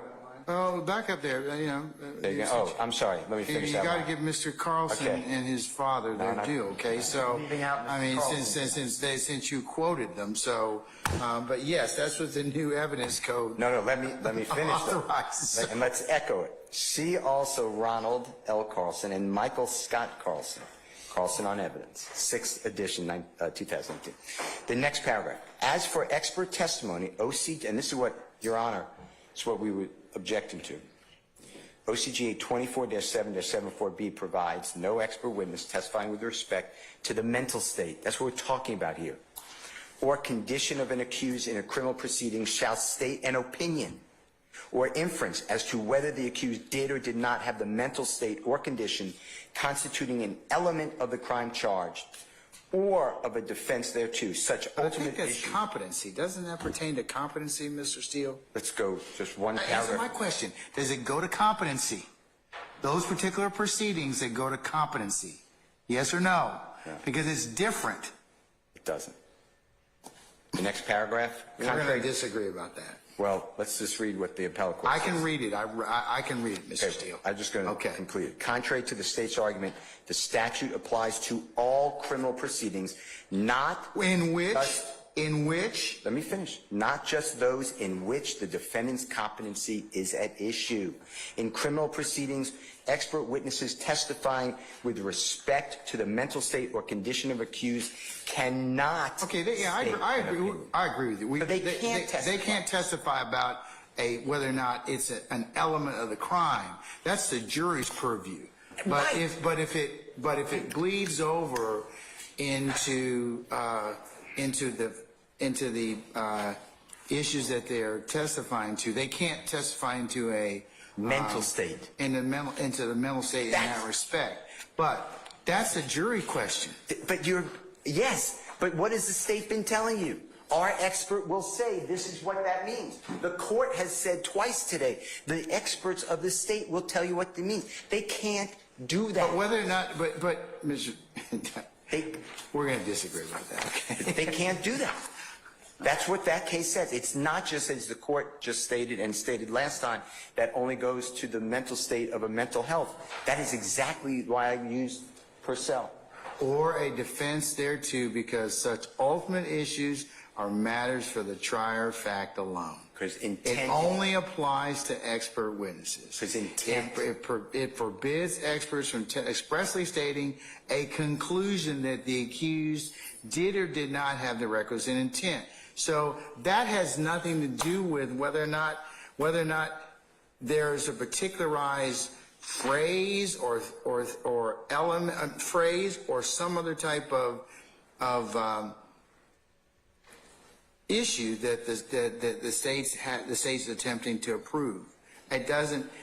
It does, I don't think it applies to the way you're interpreting mental state. If we just go slower, the state's experts cannot, if they're qualified, cannot talk about anyone's intent. They can, no, they can't talk, they can't say like, Mr. Williams' intent by writing this is blank. There you They go. can just say, okay, this song, if you look at it from the standpoint of what's been written, blank. No, Yes, they can. no, that's you can possibly, if you let it in over objection, the jurors can make those determinations. Yes, they can. Yeah. By playing the recording. You can't allow then the expert to say, and let me tell you what they were thinking, what this No, means. I'm not going to let them do that. Okay, well, then that knocks out the intent. Everything they've been saying is the expert's going to say. Well, then how are they going to, I mean, intent's a part, I mean, the element is, they're still going to have to prove it, so, Right. I mean, they're going to, they're going to play it. That's right. Or That's the they're only going, way. or they're going to say, hey, in this particular, particular song is being considered for whatever reason that you give it to. And the jurors listen because anyone can listen to music. You don't have to be some Expert to- expert. That's right. Yeah. So, okay. But thank you, sir. So to continue on that vein, the state has not shown today, and I understand it goes to authenticity. I'm going to go back to First Amendment, but they have not shown who wrote the lyric, whether it was changed, when it was released, when it was recorded. That's another thing. Mr. Weinstein brought up something's 2013, released in 2015. The state hasn't said anything of when these items, any of the items. Mr. Weinstein said when it was written or recorded, but when was it really written? Was it written in 2010? Just because you record something in 2013 and release in 2015, they have to prove that. And did Mr. Kendrick really want it to be? Is he under a contract where he has to perform in a music video? Mr. Williams is. He has to perform. He has to go to concerts. He has to sign memorabilia. He has to make himself public to take photographs. He has to do social media. That is all in his contracts. So for the court to get from the state that, hey, we just have this gang expert who I know you said they're not going to be able to say it, but the state thought it until a moment ago, to say what this means, and we'll just determine when it was released, and then we'll just link it up to any crime we Remember, they believe. can't state an opinion or an inference as to whether or not the accused did or did not have Exactly. the mental state. No, they can't get into the. I'm not like somebody telling me why I said something. You know, the jury can determine that. They don't need help. All right. So, anyway, Your Honor, as the court probably knows, if it doesn't know, I will give this to you. I'll mark it as Mr. Do you have Exhibit 2 stickers? You have this one.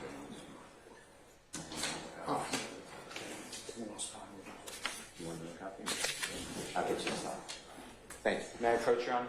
You may. I'll do whatever you tell me. So this would be D2. And Your Honor, again, we recognize rules of evidence don't apply here. We're just not stipulating the authenticity or veracity of the content of anything. All right. Your Honor, I'll mark Mr. Williams D2. It is it's a book. It's fascinating, actually. Race, Lyrics, and Guilt in America: Rap on Trial. It's written by the Honorable Eric E.R.I.K. Nielsen N.E.I.L.S.O.N. and Andrea A.N.D.R.E.A. Dennis D.E.N.N.I.S. May I approach? You can.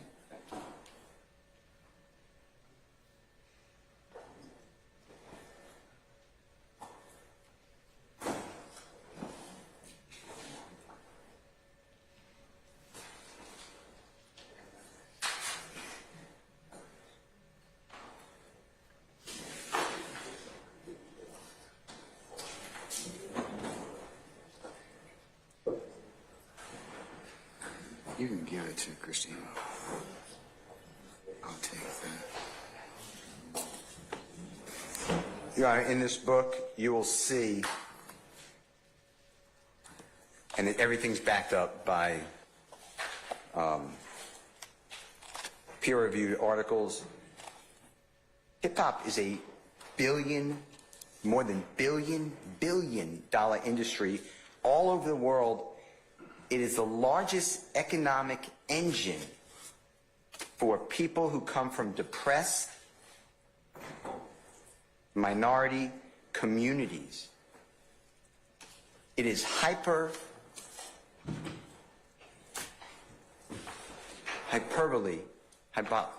It is filled with untruths. And it changed our world for the better. We now speak differently. We use words all the time like slime and slat. The word N is no longer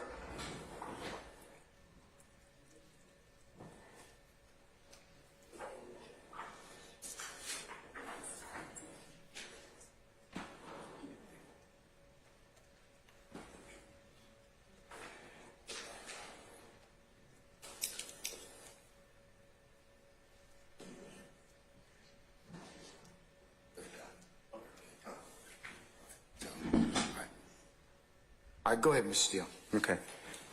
Fashion has changed based upon hip-hop or rap. Gang signs are commonplace. At the Super Bowl, we had a well-known person in the hip-hop industry making signs with his hands, signifying the Crips in the past several years. And that's okay because it's America. You can make a gang sign. You just can't commit some sort of criminal street gang activity. And now the state wants to use all of this economic brilliance of Mr. Williams and others in this trial, and the court should stop it. The First Amendment, Your Honor, is the difference in America than most countries.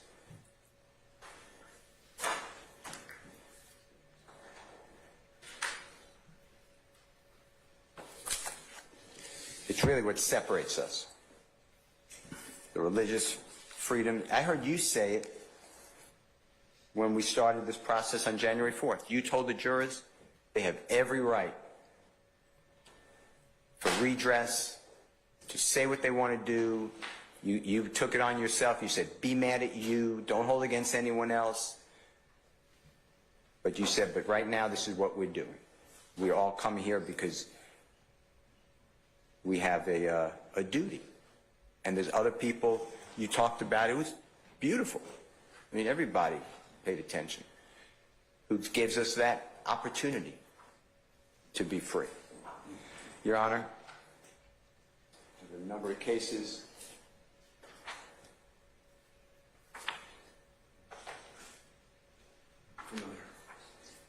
May I approach, sir? You may, sir. You have the ability to freely walk around the courtroom. You don't need to ask.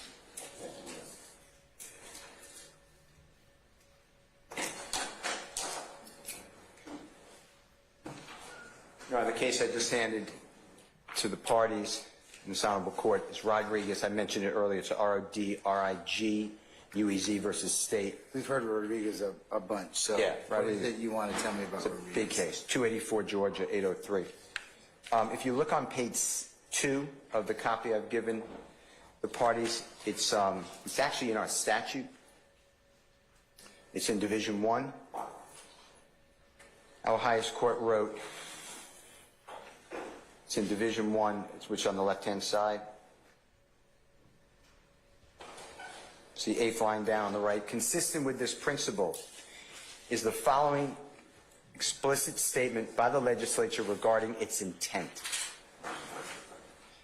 It is not the intent of this act to interfere with the exercise of the constitutionally protected rights of freedom of expression and association.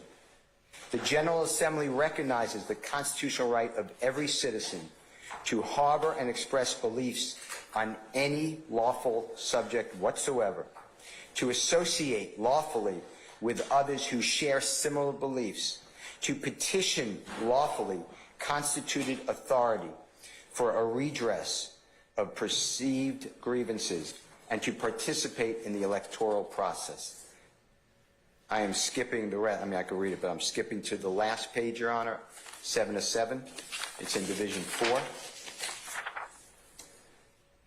It's on the left-hand side. Our highest court wrote, contrary to appellant's further contention, OCGA section 16-15-4A, as properly construed, does not directly or indirectly infringe upon the First Amendment right of freedom of association. The act of associating with compatriots in crime is not a protected associational right. To support a conviction, the accused must be shown to have conducted or participated in criminal street gang activity through the commission of an actual criminal act. Mere association is insufficient. OCGA 16-15-4A comports with due process requirements because it punishes conduct, not association. It does not unconstitutionally criminalize membership in an organization because the statute does not impermissibly establish guilt by association alone. Moreover, the right to association does not provide protection to those organizations that commit a felony. Criminal gang activity is not protected activity, even when committed by a group exercising a constitutional right to free association. In this case, Your Honor, what we have here is Mr. Williams' association with others is what the state is saying without committing an act. They are saying because he is singing about it, he is now part of a crime. No, I don't think so. I think that they're using his particular lyrics for other purposes. They're not, like I said, they're not criminalizing the fact that First Amendment's not on trial. What purpose? It's not. It's not on trial. But what purpose are they using for? They're using it to show the issues that they're allowed to do by statute. Specifically, though. By 16. No, specifically. They are using his words to say he is a bad man. No, they're who not. is They're using his words to show that he's involved in a gang in contravention of count 1 in this particular indictment. But that's a general statement. No, look, if it's for a particularized purpose, If they can show particular, I agree. But they don't do that. They just come out and say, he rented a car that was used in the killing of Donovan Thomas. Do you realize that Mr. Williams is not charged with the crime of murder? It's in the indictment. They didn't charge him as a party to the crime.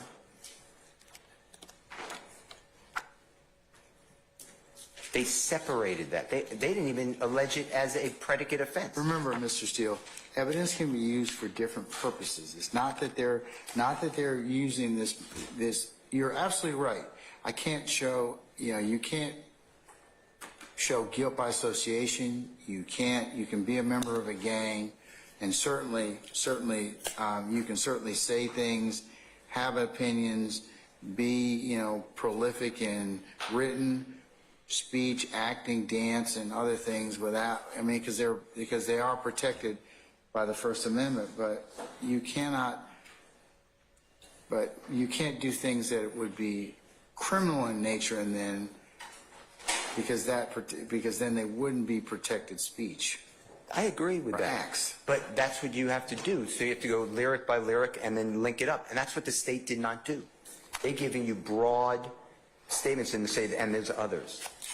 In 303 Creative LLC versus Lenis, E-L-E-N-I-S. Well, they're telling me how the statement or the particularized the admission, the relevant portion, and is admissible against.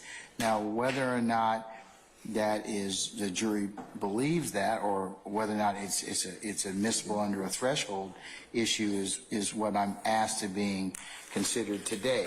They still got to show foundation. They still got to, prove, hey, you sang it, wasn't changed, it's attributable to your client, and then it's got to be admitted for a proper purpose.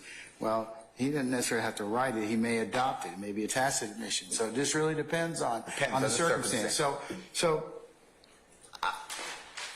this is a preliminary threshold that they're asking me to look at. It's still going to be subject to, I would say, several objections or potential objections at trial. Well, the first one is the First Amendment, and then I have a happy business.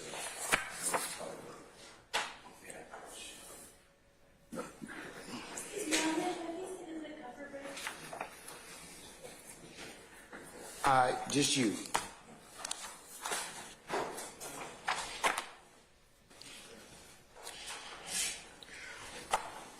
Why don't I just recess in place?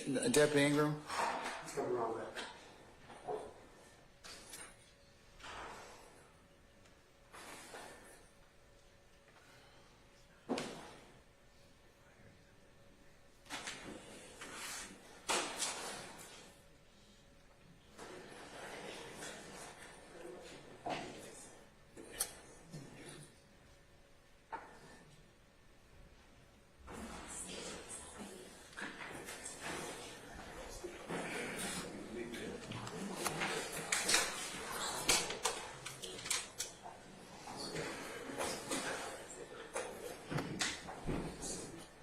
If they eat here, how long will it take?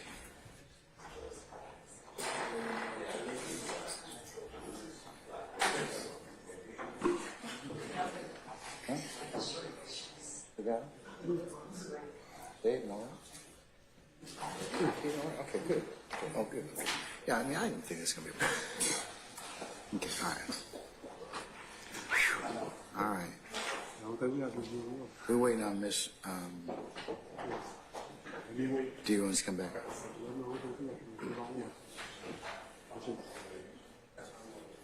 Okay. I'm good. Coke would be good. Coca-Cola. You got Diet Coke? If not. No, I'll just take it. If they got anything, Diet, Mountain Dew.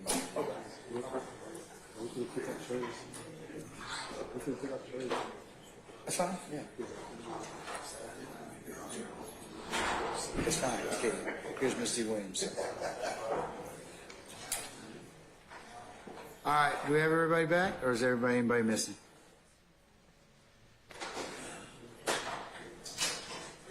All right, Mr. Williams, you good? Yes, sir. Okay, all right. Okay, Mr. Steele, you can continue with 303 LLC, Creative LLC versus Atlantis. And that's 143 Supreme Court, 2298, 216 Lawyers Edition 2D 1131. It's a 2023 case. It was decided June 30th Okay, what's the caution on it? this year.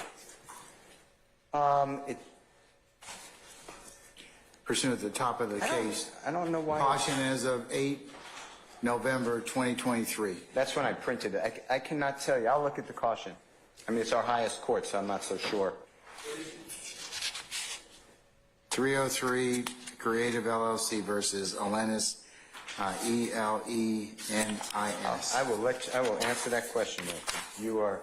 I didn't even notice that. Thank you.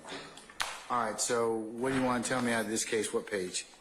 If you go to the very bottom of page 9 on the right, All right. our highest court wrote, the framers designed the free speech clause of the First Amendment to protect the freedom to think as you will and to speak as you think. They did so because they saw the freedom of speech both as an end and as a means. An end because the freedom to think and speak is among our inalienable human rights. A means because the freedom of thought and speech is indispensable to the discovery and spread of political truth. By allowing all views to flourish, the framers understood we may test and improve our own thinking, both as individuals and as a nation. For these reasons, if there is any fixed star in our constitutional constellation, it is the principle that the government may not interfere with an inhibited marketplace of ideas. If you go to the next page, Your Honor, which is 11 of 46 of the copy I've given this honorable court, and the parties on the left-hand side. Page what? 11 of 46, the next page. The left-hand side, the final paragraph. Okay, this is the website cake matter that. Yeah. Yeah. Okay. All right. It's not a criminal case though. These are principles of the First Amendment. All right. Okay. But what other principles of the First Amendment do you want to illustrate to me? That's what I'm just taking their language. As these cases illustrate, the First Amendment protects an individual's right to speak his mind, regardless of whether the government considers his speech sensible, as well as intended or deeply misguided. Okay, but this is criminal, okay? This is not civil. No. This is the First Amendment regarding, it transcends criminal and civil case. No, well, you can't just do anything. You can't just say anything and have the First Amendment protect you. Well, of course. So what specifically, I mean, because I don't need an education on the First Amendment, Mr. Steele. I went to law school like you. I've read the First Amendment. I have interpreted the First Amendment. So what specifically do you want to invite my attention to? Well, this case specifically tells us how important it is what you're doing when you're talking about music. On the next page, which is 12 of 16. 12 of 46, you mean? Yes. Okay. Thank you. On the left-hand side, the first full paragraph. 8 lines down, the last word on the right-hand side. All manner of speech, from pictures, films, paintings, drawings, and engravings to oral utterances and the printed word qualify for the First Amendment's protections. No less can hold true when it comes to speech. Mr. Steele, I don't disagree with any of that. So please, can we move on to something else? You are stating the obvious, okay? So can we move on to something, how this relates to why I should not, or why I should treat this particular series of lyrics under the First Amendment? Tie it to your client. You have to. You have to do an analysis. The state is asking you on your... What analysis are you saying I need to make different than Mr. Carlson told me? Let's just get to that. On States 19, Mr. Carlson said you don't have to do a First Amendment analysis. It's a top bar. You said you like that. I think it depends upon what type of statements as to whether or not I have to make a First Amendment. That's what I'm saying. I'm advocating that you have to do a First Amendment analysis. Depending upon what type of speech it is, correct? Well, this is correct, Mr. Steele? Does it depend upon what type of speech it is? It depends. As to what analysis I need to make? You have to make the analysis to then determine whether the speech is protected or not. You got to answer my question, because not all speech brings a First Amendment analysis. It just doesn't work that way. Well, tell me why, or tell me how you think that it's different in this particular circumstance. I'm not disagreeing with you, but tell me how you think I need to apply this First Amendment analysis. You have to do it because we're talking about songs, art. And that's on page 20 of 46, what the court wrote. And that's why I'm saying the honorable court needs to go very slowly under the First Amendment first before you can get to any other statutory issues. Because if this is speech that is protected,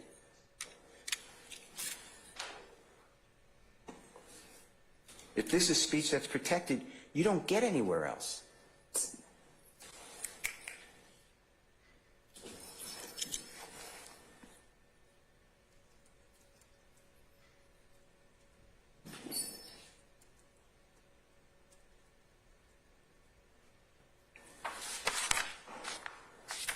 So my point is that I disagree with States 19 that there's 2 lines. It's 1 line, but it goes through the First Amendment.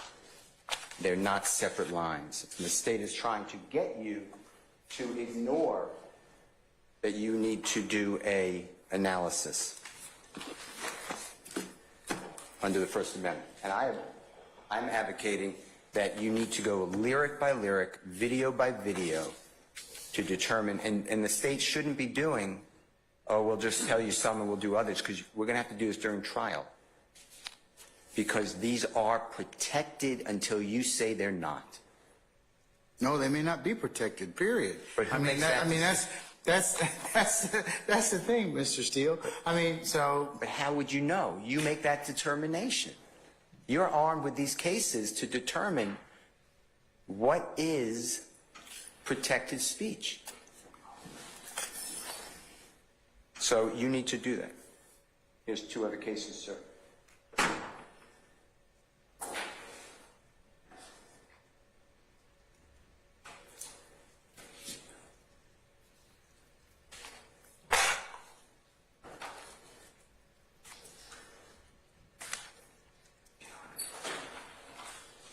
This is Counterman, C-O-U-N-T-E-R-M-A-N versus Colorado.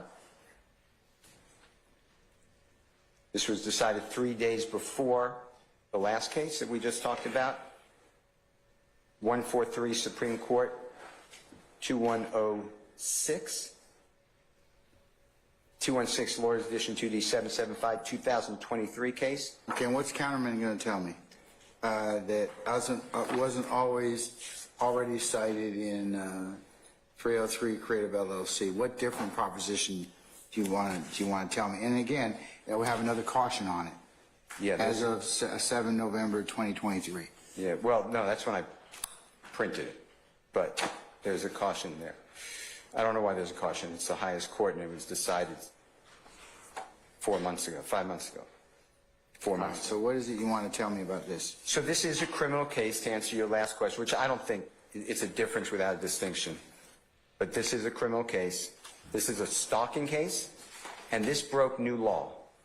Because now the U.S. Supreme Court, in a 5-justice majority opinion, said you need a mental state of the speaker. For the first time, and What they... page does that show up on? If you turn to page 4 of 42.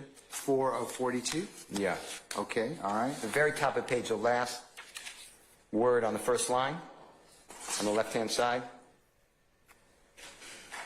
The question presented is whether the First Amendment still requires proof that the defendant had some subjective understanding of the threatening nature of his statements. We hold that it does, but that a mental state of recklessness is sufficient. The state must show that the defendant consciously disregarded a substantial risk that his communications would be viewed as threatening violence. The state need not prove any more demanding form of subjective intent to threaten another. And that's a stalking case. So what you have here is now you have to go in the rubric, and you need all this information, which the state did not give you. What is going on at the time of the release of all these videos, of all of these songs? Because I'm saying that they're... Okay, but wouldn't that be a jury? Wouldn't that be an issue that the jury's got to decide whether or not remember, mens rea and actus rea. So did they, there's always intent that has to be proven with anything, and it can be proved by the state by direct or circumstantial evidence or both.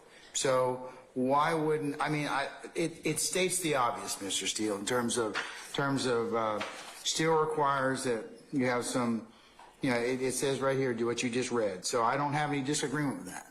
But it's immune. It's immunized. It may not be the right word, but it's immunized. It can't come in. It's protected speech.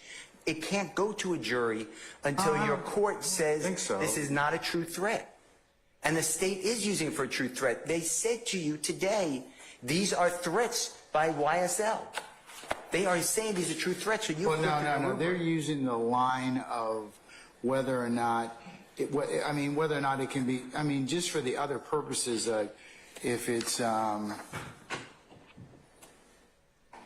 16-14-4, 16-15-4, or any of the other intrinsic evidence statutes that apply to this case. Yeah, you have to first go through and say, is this a true threat? They are saying these are threatening words. We are telling people, don't mess with us. Ms. Hilton said, we're telling the world we're YSL. I'm the principal. And you could come in. But I think that's different because you've got with the case you're giving out in Counterman.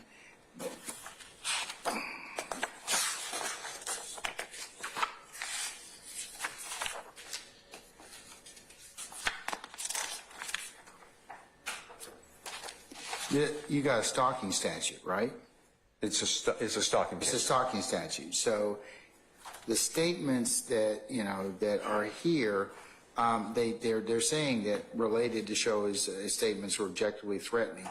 Also, he was aware of their threatening character. So that's a little different than what the state's trying to do or solicit, whether or not these lyrics are admissible for other purposes. But they have to state why it's not a true threat. I mean, excuse me, I said that wrong. Why it is a true threat. And I'm saying it is not a true threat case. None of these lyrics are true threats. Therefore, it's protected speech. And if you turn to page 17 of 42 of Counterman, this is the concurring opinion, but this may answer the court's question of why do you have to be the guardian before the jury that then gets to determine. It's on the right-hand side, the last paragraph. And it reads, the burdens of over-criminalization will fall hardest on certain groups. A jury's determination of when angry hyperbole crosses the line will depend on amorphous norms around language, which will vary greatly from one discursive community to another. Juries' decisions will reflect their background knowledge and media consumption. Speakers, go on to the next page, whose ideas or views occupy the fringes of our society have more to fear. For their violent and extreme rhetoric, even if intended simply to convey an idea or express displeasure, is more likely to strike a reasonable person as threatening. Members of certain groups, including religious and cultural minorities, can also use language that is more susceptible to being misinterpreted by outsiders. And I stress this. And unfortunately, yet predictably, racial and cultural stereotypes can also influence whether speech is perceived as dangerous. And they cite Dr. Adam Dunbar and Dr. Kubin. Dr. Kubin hasn't been here yet for you, but Dr. Dunbar has. Threatening nature of rap music. So my point, to answer your court's question directly, like why can't the jurors just do it? The court is telling you why That's they can't do it. That's what they're saying, a jury's determination of it. I mean, crosses the line, but they still get that privilege of deciding that. No, the point here is it protected speech? That's what the case. That's what I just read to you. You need to decide whether a jury gets to hear that evidence, and you only do that if it's not protected speech, if it is a true threat, if it is something that the state is saying, or is it just simply Mr. Steele, music? I think it's two tracks. I don't understand your argument, okay? I really don't. It's two tracks. It's either First Amendment or it's not. And you make that decision. Okay. All right. That's what we do. All right. Okay. But you have to make that decision. Okay. I hope I've answered that. I mean, your question just was right there. And what is a true threat? That's the next case, United States versus Bagdasarian, Bagdasarian. It's 652 F3rd 1113. Comes from the 9th Circuit, 2011. And this is horrible. President Obama, the Honorable President Obama, was elected president. It's on page 3 of 22. It's on the background on the left-hand side.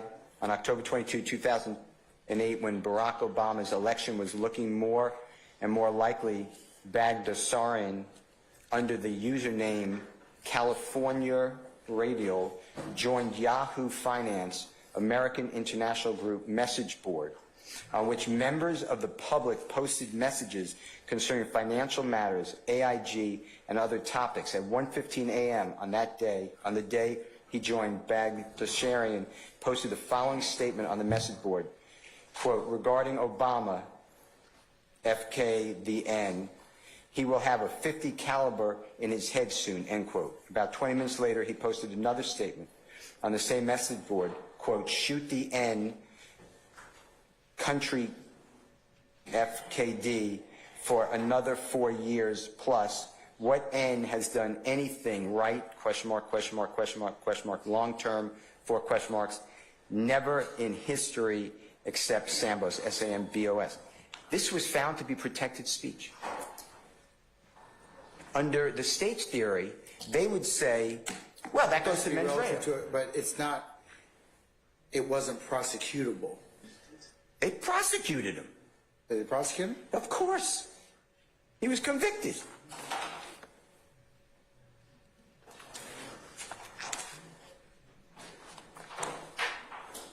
He was convicted under 18 U.S.C. 87983. He was convicted. Your Honor, they go through the analysis. That's what I'm asking respectfully you to do. You are the person, you're the only person on this earth who can do this, and you need to do it this time, because I'm asking the court respectfully.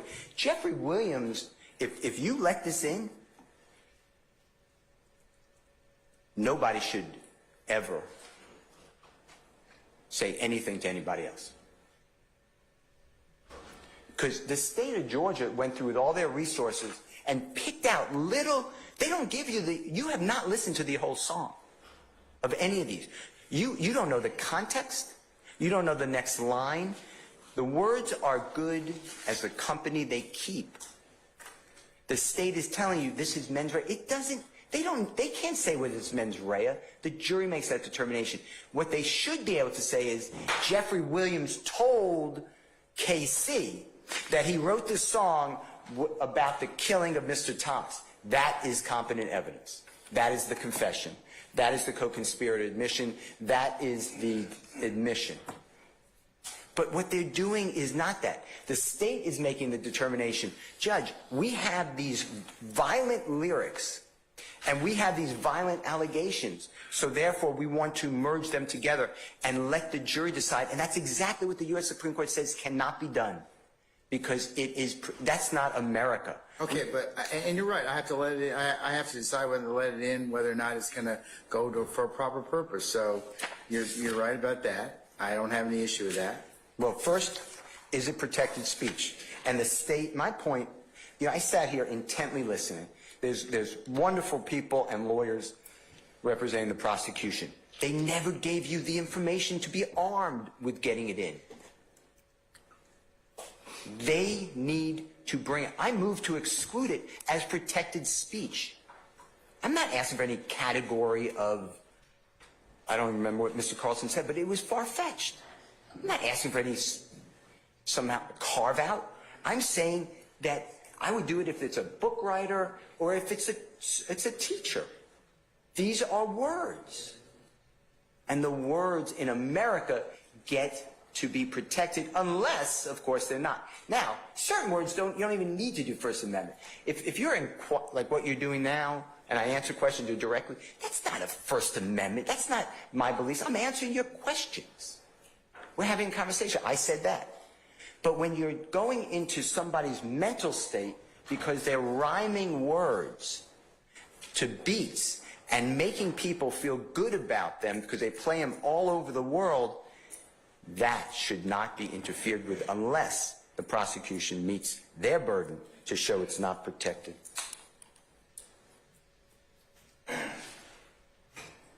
So this is a great case about, is it a threat that Ms.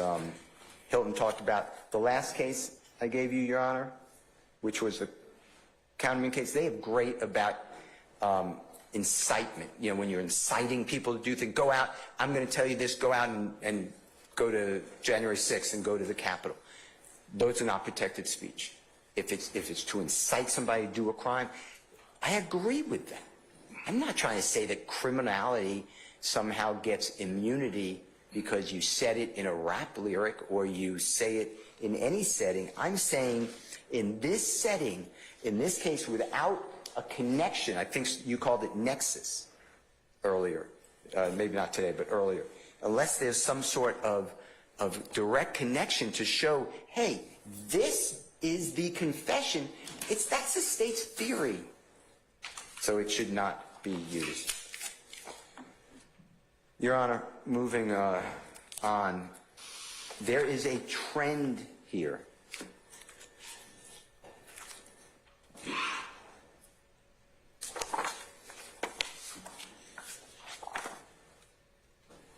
What is going on across America is the trend. It is not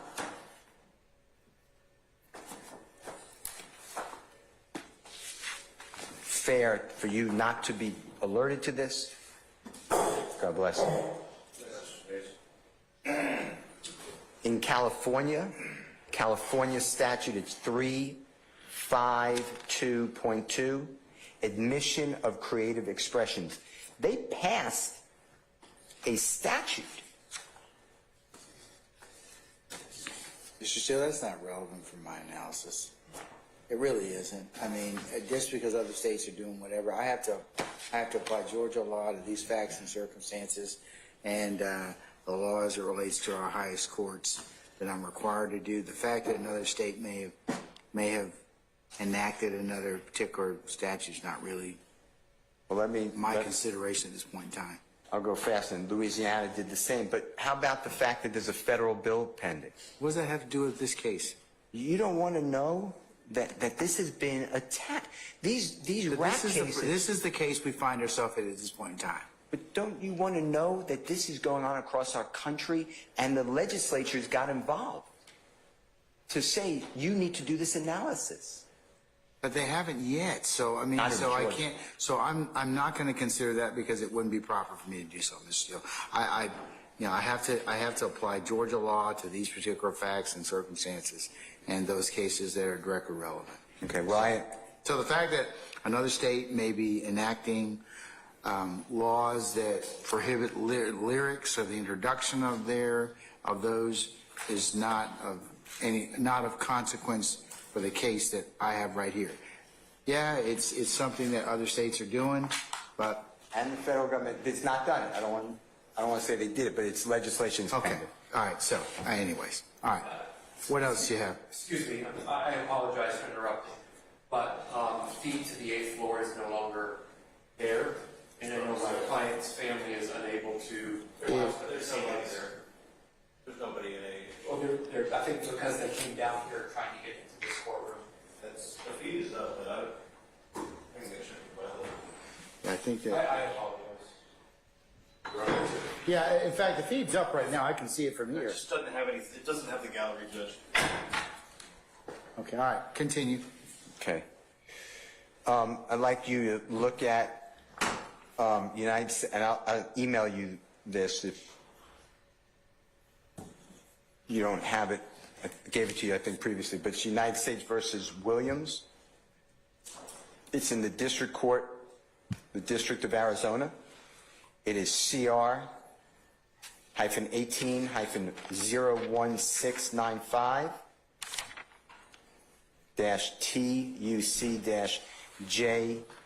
TUC-JAS.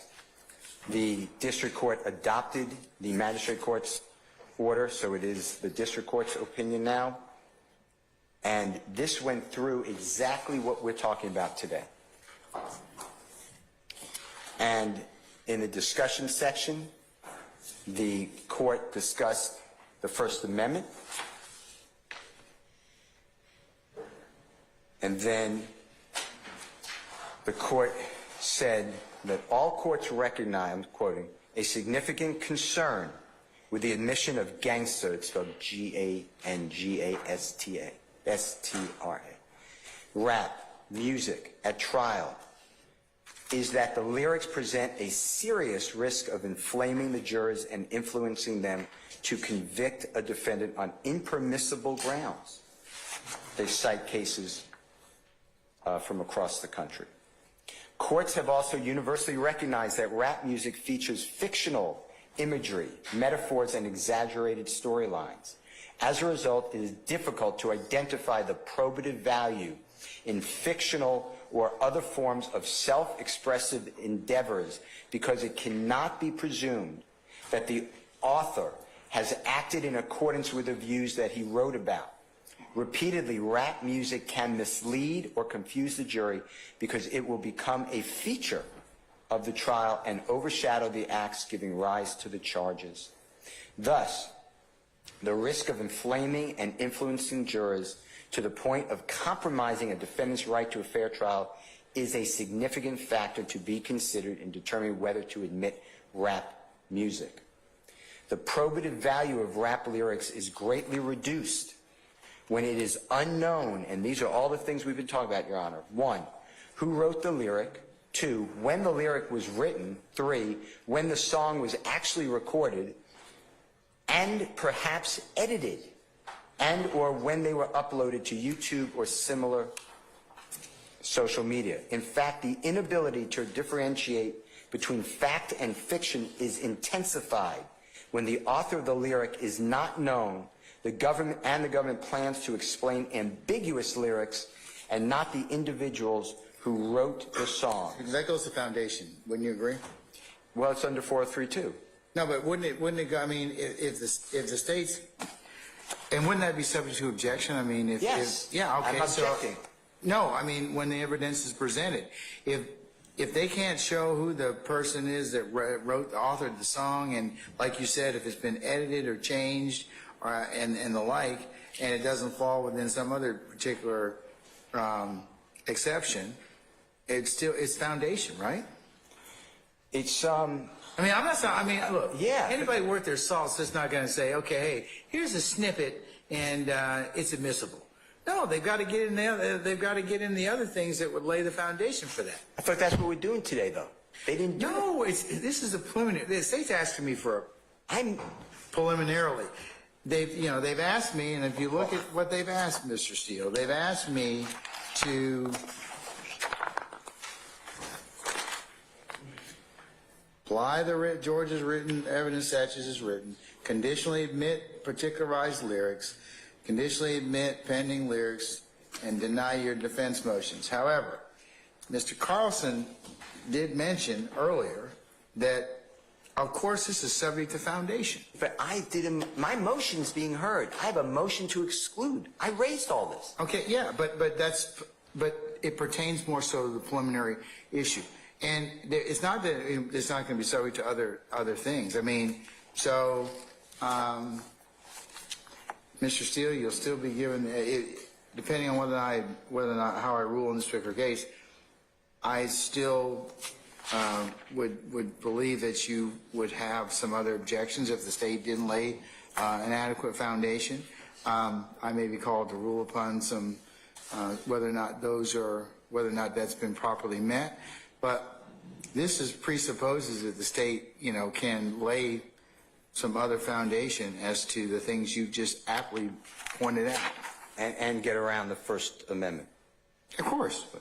All right, and this, in the same case, Your Honor, from District of Arizona, they talk about, it's in Division 2. Is this a federal case? Yeah, Federal District Court from Arizona. So it's for persuasive authority, correct?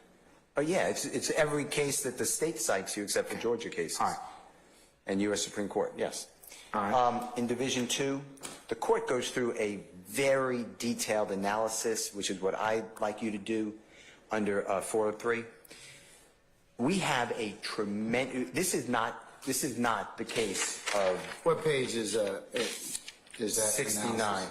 Page 69? Yeah, of 101. 69 what? Of 101? Yeah. I'm going to email you this if that's okay, and I'll email the party. Why don't you email everybody that, and I can take a look at it right now. Okay, let me pull it up.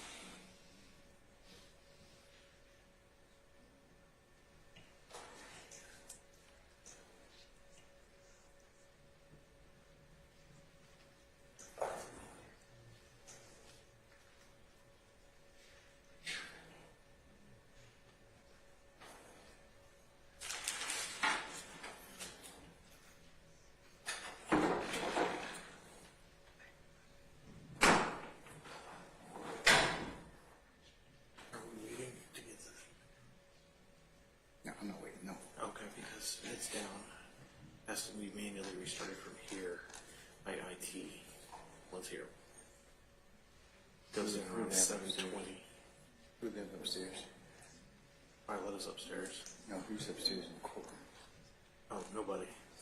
Ingram told him to leave as far as. And tell Ingram they can just sit in the back of the courtroom on that side. Just let them, if they want like 2 or 3 people or whatever, we got space for them.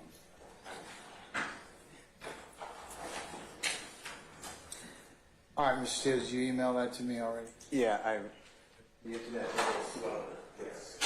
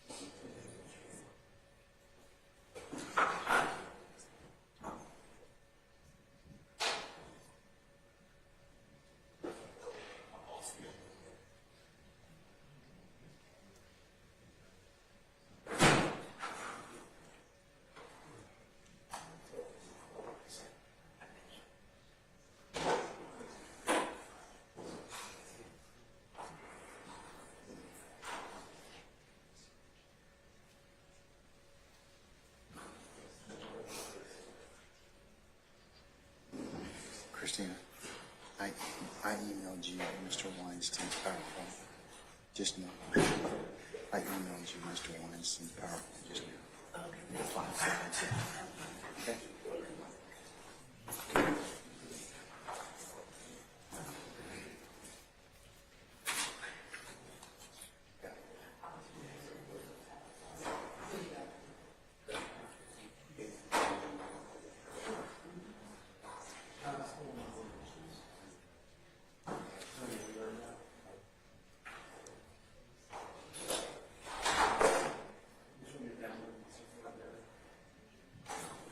Do you have a copy of that case, Mr. Steele?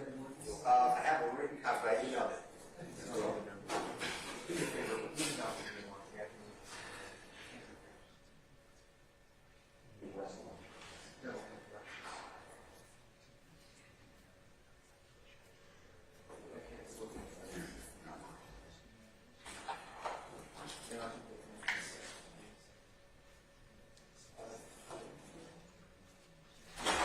Mr. Steele, I'm not getting it right now, but do you have a Westlaw site?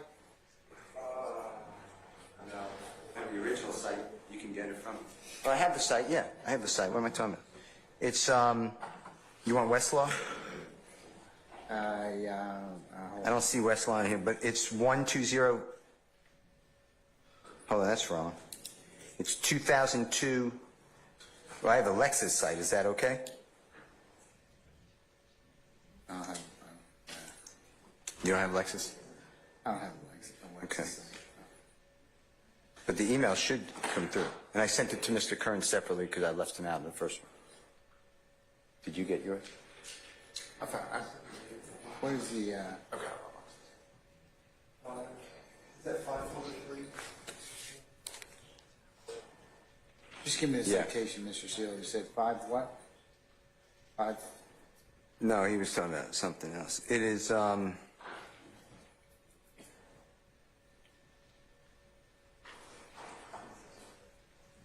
have the Lexus site. They don't give on my copy, they don't give All right, never mind. It came. okay.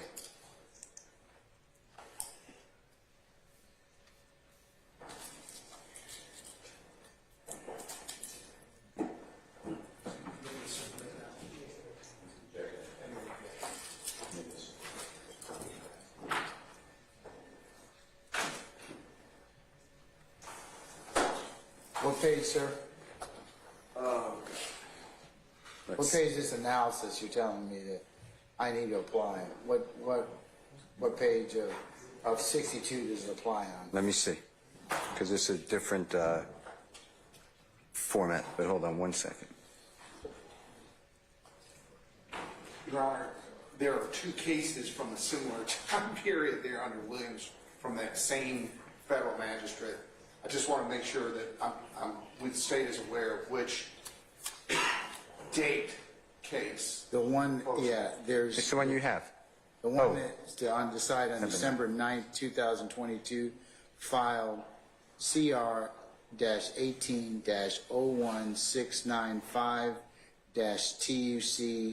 CR-16955-TUC-JAS parens EJM close parens.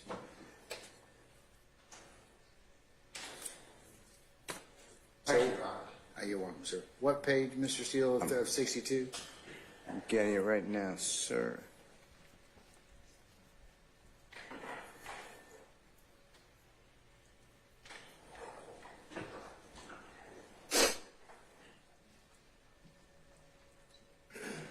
Mr. Steele, I think you cited this when one of your experts was testifying, so I did. I think I gave you the case, you actually. did give me the case, so, yeah, I seem to recall it now.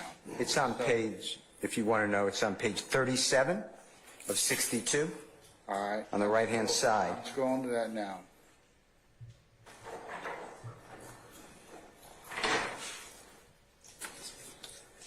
All right, I have it. And that's what I discussed with the Honorable Court. And then what I was just discussing when you asked for the the case. Where in this, where does the analysis or that you're referencing to that, are you suggesting that I take it into account? Everything, but it's under discussion, which is what I just cited you. On what page, sir? 37 of 62. I get it. Okay, I got it. Okay, And then I skipped I'm with you. to the next analysis, which is just a couple of pages later, which if you look at, I discussed this on page 39 of 62, the very bottom right, Okay. the danger of unfair prejudice. And then what I was just discussing when we stopped is on page 43 of 62, and that's exactly where you wanted to hear about what I said, that I'd like you to specifically look at this, and that's when you said, show me the case. Yeah, I've taken a look at Williams before, because when your expert testified, you gave this to me already. And I think that the issue in Williams was whether or not you had some different facts, and your expert,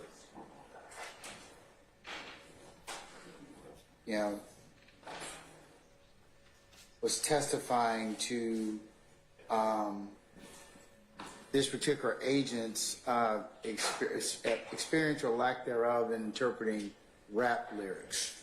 So that's part of it. And the other thing is the lyrics are heard differently based on the listener. I do remember that. The lyrics do not mirror or exhibit an unmistakable factual connection to the charged crime. So that's something that when I mentioned that nexus or other things that the state has to be able to prove. So it's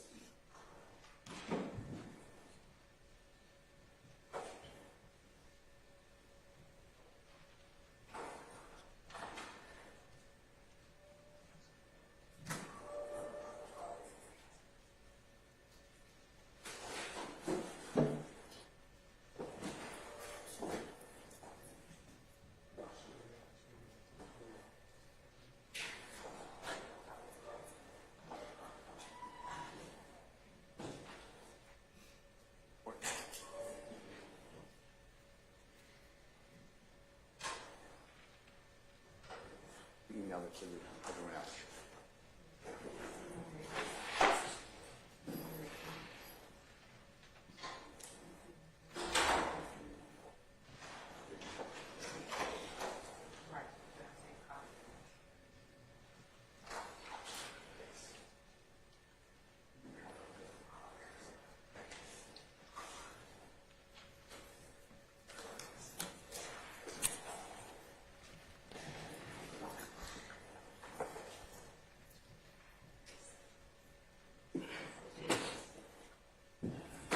Doug, did you email it around to everybody?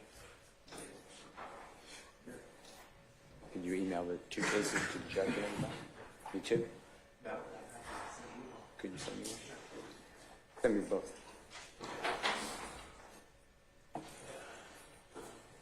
Thank you.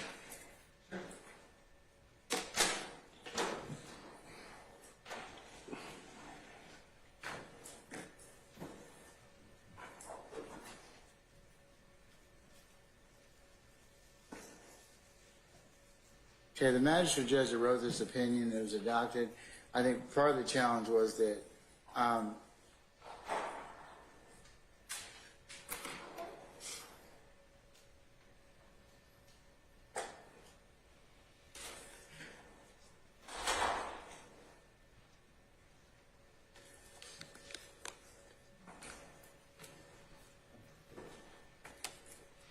the author of these lyrics was not known. Government wanted to use the lyrics as the defendant's confessions of the charged crime. Lyrics were so highly inflammatory that there's great risk that a jury would convict the defendants for impermissible reasons, and thoroughly missing rap songs and videos. And then they used Agent Parkinson and Professor Nielsen. Had the potential to become a feature of the trial and overshadow the acts and give rise to the charges. And so they didn't think that this particular testimony was helpful to the jury. They thought it was going to be the judge wrote confusing and or misleading to the jury. That's 403. That's what I'm saying. And what the state said in their proffer, Your Honor, if you think it through, and it's in Division 2 of the page I just gave a sound recording the parties, they said that they have they have recordings where Mr. Eppinger is calling people to ask whether Mr. Williams approves the killing of Mr. Bennett. They have recordings of Mr. and I forget his name right now, about killing Mr. Bennett, Mr. Myrick, about killing Mr. Bennett and asking Mr. Williams for permission. They have 191 overt acts. They have 191 overt acts. Do we really need to spend all this time on these videos and lyrics, and that is under Division 2 of the case, United States versus Williams, that we're discussing, and it's on page 43 of 62, and the court excluded the lyrics and the rap songs and the videos, and that's what I asked you to do. So it's 403, not only the prejudicial value substantially outweighs any probative value, we have the same issues that are lined up in Mr. Williams' case, and when I say that, not Mr. Jeffrey Williams, the case in Arizona, where we don't know the author, when it was written, the lyric, and what it applies to, and it's generic. These lyrics are generic. They're not specific, going back to the Second Circuit case of United States versus Carpenter that we discussed earlier, that the state cited. And then, Your Honor, this will add great delay. When we have a trial introduced, these are a lot of lyrics. That means that a lot of songs. The jury's going to hear all those songs. We have two experts on this. If to add to a trial that's going to take, there's no, in my opinion, not going to be 3 months. It's going to be a year. That is going to be a substantial part of the year. So I ask you to evaluate it. If it even comes in, if it even gets through First Amendment protection, please look at it under 403 for that analysis as well. And that's what they did in the Williams case. That's why I gave it to you. And that was decided, as you said, December 9th, 2022, and then adopted by the district court. The next one, Your Honor, and it was emailed to you, I believe, by the Honorable Doug Weinstein. I asked him to, and I thank him. And that's Commonwealth of Massachusetts versus Gray, G-R-A-Y, I apologize. And that is 978 Northeast 2D, 543, 2012 case from the Supreme Judicial Court of Massachusetts. And what the court held in that case, and you should have it on your email, is... I do. Okay. And this is in Division...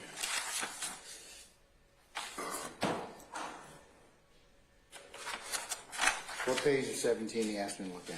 Let me get the exact page from the email, because the email is going to be different than...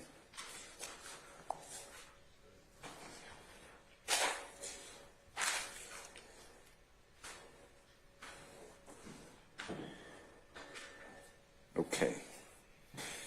This will be, it's Division 3, and that should be on page... Let's see. Is that the rap video? Exactly. On page 14, bottom of the page. Thank you, sir. And what the court said, if you turn, well, let me see here. To the paragraph that begins with, even if the video had contained direct statements. So let me find the page.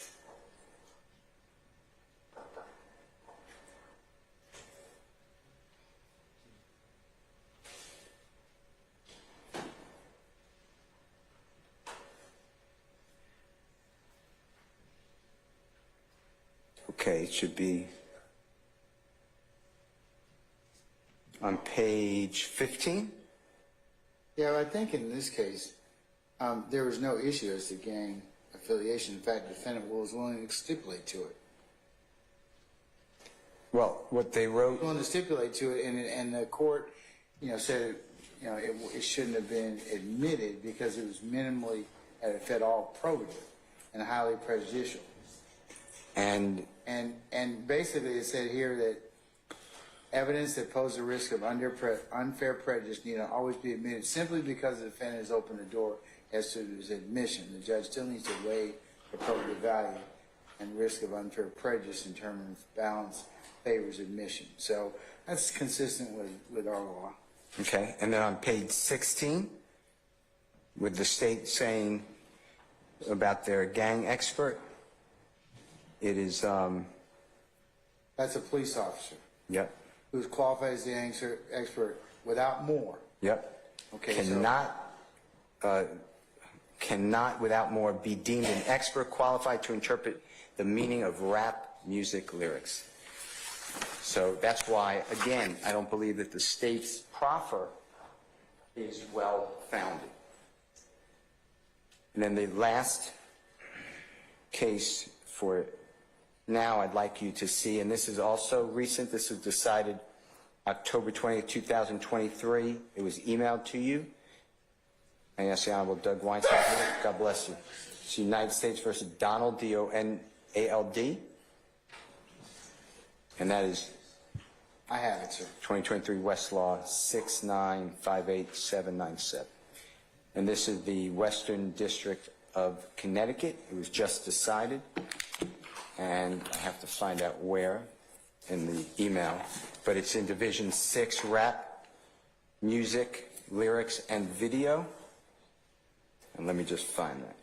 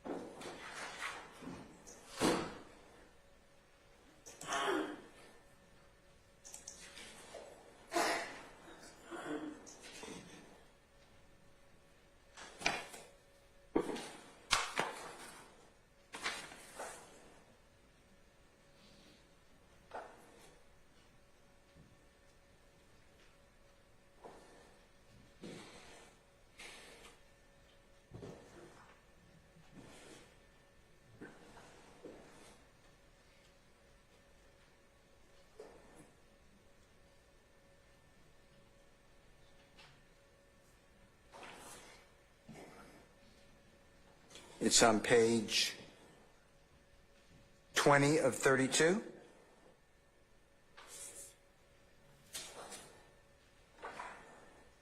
It's Division 6, Rap, Music, Lyrics, and Video. I got it. And then on the 1, 2, 3, 4, 5, 6, 7th, it's actually on the next page. 7th, it's on the next page, the third paragraph. So it's on page 21 of 32. It starts with the issue of prejudice. It doesn't tell me anything that Georgia doesn't tell me. Well, I think it answered your question earlier. You said, what's the prejudice? The issue of prejudice with respect to the... No, I didn't say that, Mr. Steele. So you said that... I did not say that. Okay? Okay. I understand what I need to do in terms of the prejudice prong. Okay? Under 403. I get it. Okay. I don't need any other cases from any other jurisdictions. We have plenty in the state of Georgia, which give me a lot of information on how I'm supposed to interpret that in terms of legal relevance. Okay. I just like to highlight this one I part. don't, Mr. Steele, please, let's move on to something else, okay? I don't need to cover 403, all right? But I think, yes, but under 403, that's what I'm trying to say. It is so prejudicial. It's just so, this Told me that at least 10 times already, okay? I get it. Okay. That, so tell me something else that I can use in order to determine whether or not it's a threshold issue, I'm going to allow this. All right. So next, if you don't mind, and it was emailed to you as well, you should see, and it was emailed to the state earlier today, you should see, it's entitled State of Georgia versus Mr. Jeffrey Williams. And what I did was go through what the state gave me. So I took the indictment and their motion. And what they said was the relevant information.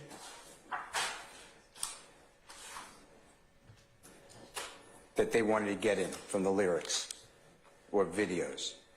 And I marked it, it's the same thing I emailed to you. Mr. Williams, number 3. May I approach you, Honor? So I gave you permission to move out of the courtroom. I'm moving for the admission, number 3. It's a thumb drive, but it's what I sent to everybody. I sent it to prosecutors earlier today and the court just now. And I'll consider, it'll be considered under 104 analysis.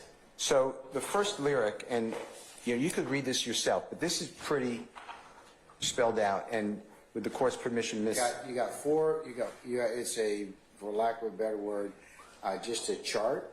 It's got the lyrics and the reference, a song and an album, the artist, and the video clip YouTube timestamp on it, and a link to thereof, going from references from capo to big dog assist to wed rings and red bottoms to snitches, kill you, shoot up, clean kills, switches on our Glocks, smoke you like a blunt, hose setup, drug reference, bodies on bodies, murderous wet blood, pistol gun, red bandana, head honcho, FN's Chappas, and that's Charlie Hotel, Oscar Papa Alpha Sierra, King Cobra, I'm the Principal, Boss, Perfect Leader, Sir Codeine, Shoot You, Anti-Police, Mixed Red and Green, syrup reference, not gang reference, Running from Police, Killing Cops, Mob Ties, Red Like Elmo, wipe a nigga nose, never killed anybody, but I got something to do with that body. I'm a general, shoot 100 rounds, shot his mommy, give the lawyer $2 million, throw your setup. Okay. So these are the lyrics that are at issue. So I spelled them out for you and the parties. I took them from the state's motion and indictment. And the first one is from the motion, and it's number 1. And the lyric is, I was a capo in the hood way before a plaque or a mention. And we gave you, as you said, you could just click on it, the YouTube site for the video so you could see it yourself. But then I gave you how common these words are, this theme is. And if, with Miss Edwards' permission, if she can share the screen, Your Honor? Okay, the Zoom link ended. But, Your Honor, if you just take some time and look at it, which I know you do, but the next one, underneath where I have the first one of Jeffrey Williams, and I quoted the lyric that the state wants, is Capo. It's El Capo album, Jim Jones. And if you click on it, you will see that other artist says similar things. The next one I quoted, feeling like Jim Jones, I'm Capo. Money Man did that. Next one, my other Capo is in big A blank S conglomerate called Death Row Snoop Mother blank Dog. That's Toss It by Tupac. The next one is Capo Head Honcho on the song and the album Phoenix by A$AP Rocky. Okay, but what does that have to do with, the state's not going to show me all these, or it's not going to hopefully show the jury, and hopefully you're not, these other particular songs, so they're not really relevant for the matter in question. Aren't they? Say again? Aren't they, though? They're not. The state is saying, Your Honor, these words are so particularized that they go to this crime. No, they don't. You have to look at them in context, and they're also looking at it from the sense of whether or not Jeffrey Williams authored this, or Which they have no idea. and the other circumstances that go along with it. Don't you think it's relevant that calling yourself a capo, that the state stood up here earlier today and said, I was a capo in the hood way before a plaque or a mention, and that means that it's organized crime. You heard all that. Well, capo common meaning, they certainly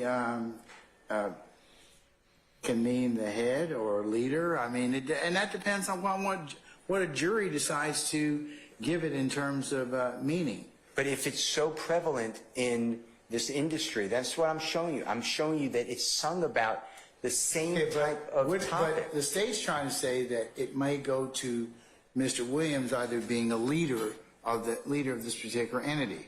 And if he's singing or rapping that I'm a capo in a hood, that might be something that a jury might find relevant to show whether or not he's actually the leader or not. They don't have to, but it's relevant for that particular purpose. But then I'm going to show that every single other person who sings about that is commonplace. But they're not charged with in the indictment, so it wouldn't be relevant for They're not that. particular. These are not like, oh my gosh, you nailed the, I'm just using Donovan Thomas. You nailed the shooting. He was shot from a drive-by on Saturday, the 10th day of January 2015, on near Northside Drive in Atlanta. That's particular. Okay, but capo may be a word that if Mr. Williams is artist, okay, or that he uses in this particular song. I mean, so, and whether or not it has the meaning that would be relevant for admissible purposes in this case is a separate issue. But doesn't it mean something under the First Amendment analysis that a lot of people sing about that topic? In the No, same... he's using a word. I mean, all these people are using the word. He's using a word.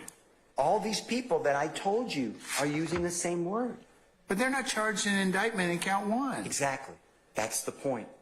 But that's not that's not the point. The point is whether or not it's useful to show membership or leadership. It's useful to show. And you're taking it out of context.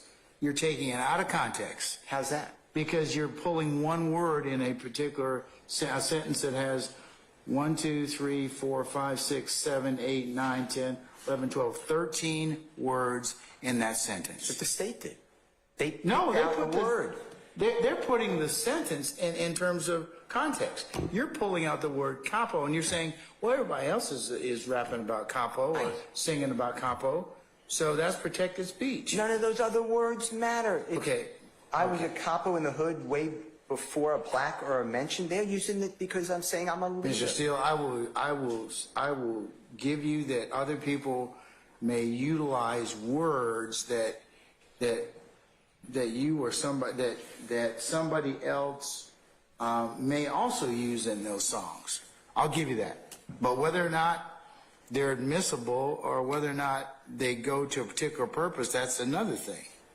So that's for the jury to, if it's admissible as a threshold matter, the jury's going to have to decide whether or not, like in the first one, capo, whether or not that is attributable to your client being the leader or in a leadership position or singing about that, hey, I am the head of this particular entity.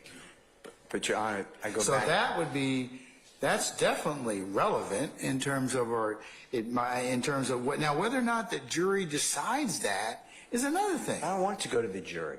Well, I know you don't want it to, but it might. I want you to exclude it because... I'm probably not going to exclude that one. I'm just going to tell you that. Because that goes to, for a number of reasons, it can go to show whether or not, as Ms. Hilton pointed out earlier about 4 hours ago, whether or not your client actually is the leader of this particular gang. Now, that's assuming also that we have attribution, authorship, and a foundation can be laid. How about the First Amendment, though? I don't believe the First Amendment is going to cover that one.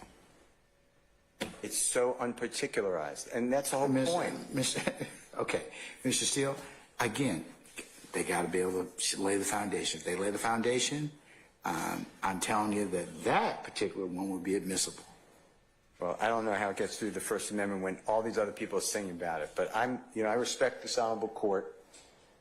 But that's what all this is. All of this, Your Honor, and D3 is for my consideration. But but in each one of those categories that the court read off, and that you have listed other songs about that or other references. Like I said, I'm not saying that other people haven't rapped or sang or written about those particular lyrics.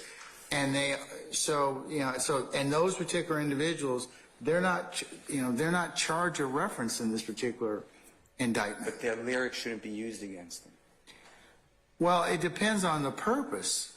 Again, you just have a lyric, a common everyday lyric. Again, they're not punishing or seeking to punish or seeking to introduce and criminalize your clients, if it is your clients, artistic product under the First Amendment. They're not trying to do that. I think they are. Yeah, and that has been the assertion by several folks that's what's going on. I'll admit or exclude this particular evidence based on the rules of evidence, not because it's going to be, First Amendment's on trial. If it does fall within the First Amendment, then I'll apply a particular analysis. If it doesn't, then I will look at whether or not it falls under the actus reus, mens reus, logical relevance, other offenses, 402, any of the 24-8, 801D2A, 801D2B, 801D2E, 24-8-804B3, and the intrinsic, and the other statutes under 1615.3, 1615.9. And the last thing I will do is determine under 24-4-403 the legal relevance. And if it meets all those gates or the gates that are applicable to that particular statement, I will admit it. If it fails, I will exclude it. All right. Well, I'm just going to then stop in place because I hear you clearly. I'd like you to look at one note, if you don't mind, on that same email. If you could just turn to page. What page of D3, sir? It should be 18. It's number 21, boss. All right, hold on. 18 of 23, page 18? It says 18 on the bottom of my copy. Yes, sir. And it's the 21st reference to boss. And the lyric that the prosecution wants to put in is, quote, I'm a boss, I call the shots. If you allow that in, Rick Ross on the song Boss said, I'm the biggest boss that you've seen thus far. Meek Mill on I'm a Boss said, I'm a boss. Bodak Yellow, Cardi B, the artist, said, I'm a boss, you a worker. This goes on and on. What I'm trying to... Okay, but again, they're not charged with anything in this particular indictment. So is it that the First Amendment steps aside when a person's charged? No, but it's contextual and it's fact specific, and it depends upon what they're trying to link it to. We're not bringing Rick Ross, Cardi B, Young M.A., Meek Mill, formerly Drake, or Post Malone in here to talk about any of those things, or they're not charged in this particular indictment. They sang about being a boss. If the state is trying to assert the reference, I'm a boss, I call the shots, goes to a leadership issue, or I'm the leader of the gang, well, then that might be relevant. But whether or not the jury decides to take that for the assertion and argument that they're making, that the state is making, is another thing. I am sure that you will probably examine or also make reference to these other particular artists, and whether or not they being the jury, finds that this is relevant for that particular purpose. Remember, we're not just saying, hey, Jeffrey Williams wrote about being a boss. That's not what the state's doing. They're saying that they're introducing this particular lyric for the assertion that Jeffrey Williams is the leader of this particular entity. Now, whether or not they being the fact finder, the jury decides that they wish to make that conclusion, they'll make that conclusion only after, if I admit the testimony and then I give them an instruction on how they're to continue the facts and the evidence they determine them to be, and they decide that, yeah, based on that, as part of the totality of everything that they've heard, beyond a reasonable doubt, then certainly they can come to that conclusion. They may decide, hey, no, he's not the boss. Just wrote a song about it. But the state's going to present other evidence, and whether or not that individual collectively shows that your client is the potential leader of this particular entity, that's for the jury to decide. Well, under that analysis, then if Rick Ross is charged with being a leader of a criminal street gang, then his lyric comes in. Well, no, not necessarily. Only if it's for a particularized purpose. If the prosecution said he's the leader of the gang and that's what he said, then it's Well, coming if in. he says also, it might be an admission saying, hey, I'm the boss of this gang. They can consider it in terms of, they could consider it in terms of that. I mean, so. But if you think that through what you just said, and I respect it, Your Honor, but then everybody who in this realm is performing music and saying those words can be used in a criminal case. I don't think, I mean, you're going to have your opinion on that, Mr. Steele. I'm bound by what's been presented in this case. I certainly can't give you my personal opinions on it, but but in terms of the states, I'm laughing because we're being timed out on a lot of stuff that my computer just decided to want to restart. So, so what I'm saying is that as much as you think that they're trying to criminalize or they're trying to admit statements that would be otherwise that may be classified as free speech, the analysis has to be one or the other.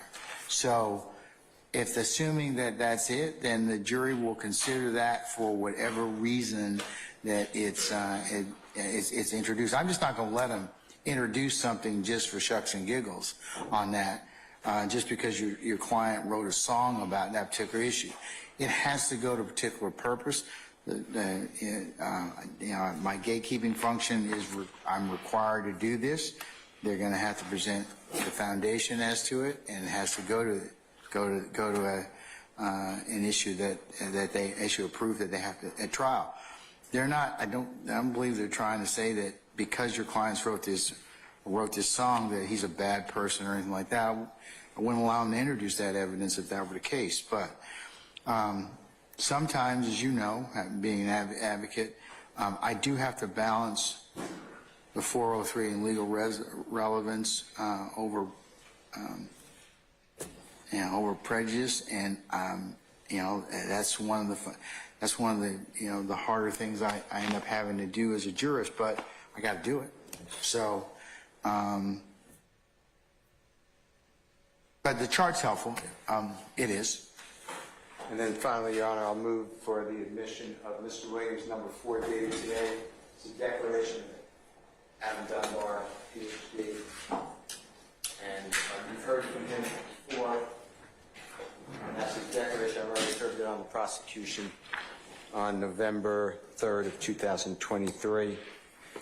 Your Honor, if I did not move for the admission for purposes of this hearing of any of my exhibits, I've already considered D1, I should say D1, which is Mr. Weinstein's, and you have D2 and this is D. Yeah, D2 is the book, and D3 is the chart on the thumb drive. This would be D4. Your Honor, I have more, but I hear the tenor. I understand the court's statements, and I believe you understand my issues. So I will be objecting, and I don't believe the state met any of its burden that it did have to introduce these lyrics. I asked them all to be excluded. All right. Mr. Carlson? Mr. Fair to assume that Mr. Steele's arguments regarding 403, we kind of segmented this. Are they adopted by Mr. Steele? Unless you want to be excluded, I'm going to include them for everybody who they may be applicable to.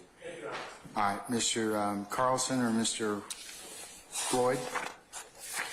It'll be strictly Mr. Carlson, Your Honor. All right, Mr. Carlson, while you wrap your thoughts around this, I want you to kind of address a couple of different issues. So if you want to write these down for me, just so that you encapsulate them in your argument.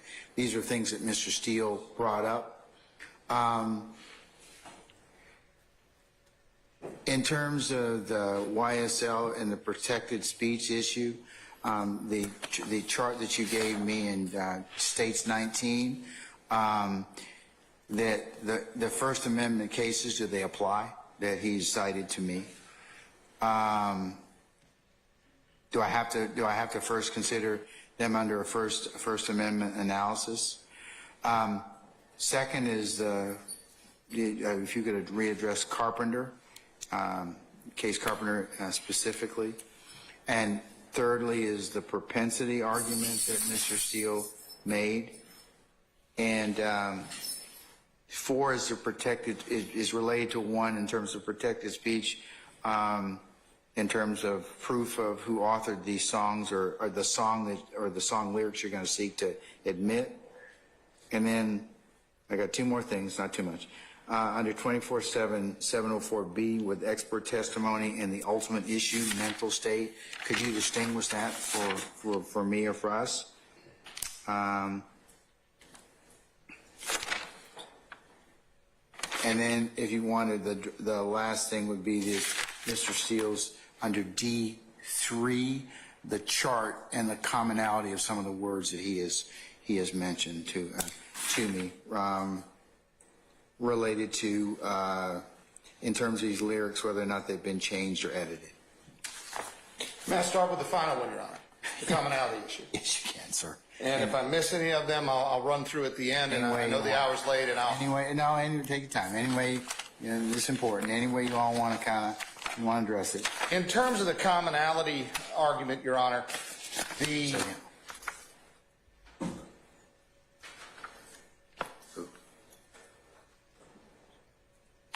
I've been asked to take a quick comfort break, Mr. Carlson. Can we do that? And then we can At the court's discretion, we can Judge. complete this argument. So let me go ahead and do that.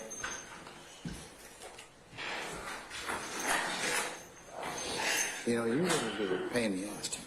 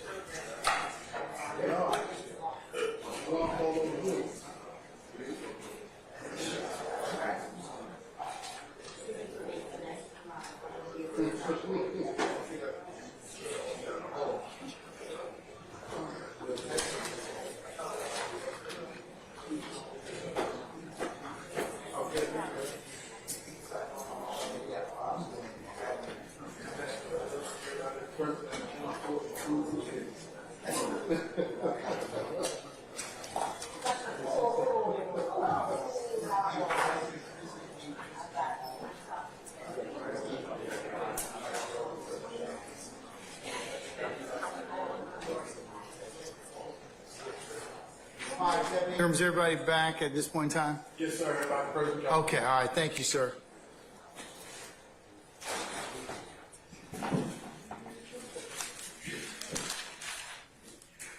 All right, Mr. Carlson, I'm giving you a little bit to think about, in your concluding remarks or in addressing Mr. Steele's arguments. Just a little evening homework, Your Honor. Yes, sir. May I proceed? You may proceed, sir.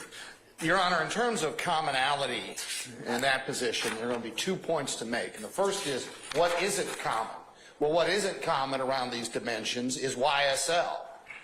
We're not seeing the term YSL appear all over the country in all sorts of different venues and in all sorts of different rap songs, gang rap songs. What we're seeing, Judge, in this case and what's before this court in the instant proceeding is whether or not the specific lyrics the case is presented and the ones that will present at trial pertain and relate to evidence relevant to mens rea and actus reus components of these charges. So it was interesting, and even looking at it, oh, this is said by a lot of people, this is mentioned all the time. YSL isn't mentioned all the time across the country, but it is mentioned a lot in terms of forceful declarations of this gang's strength, this gang's behavior by these defendants, who now through their lawyers are attempting to mask that all and shield it from the application of the rules of evidence by claiming somehow it's art or common.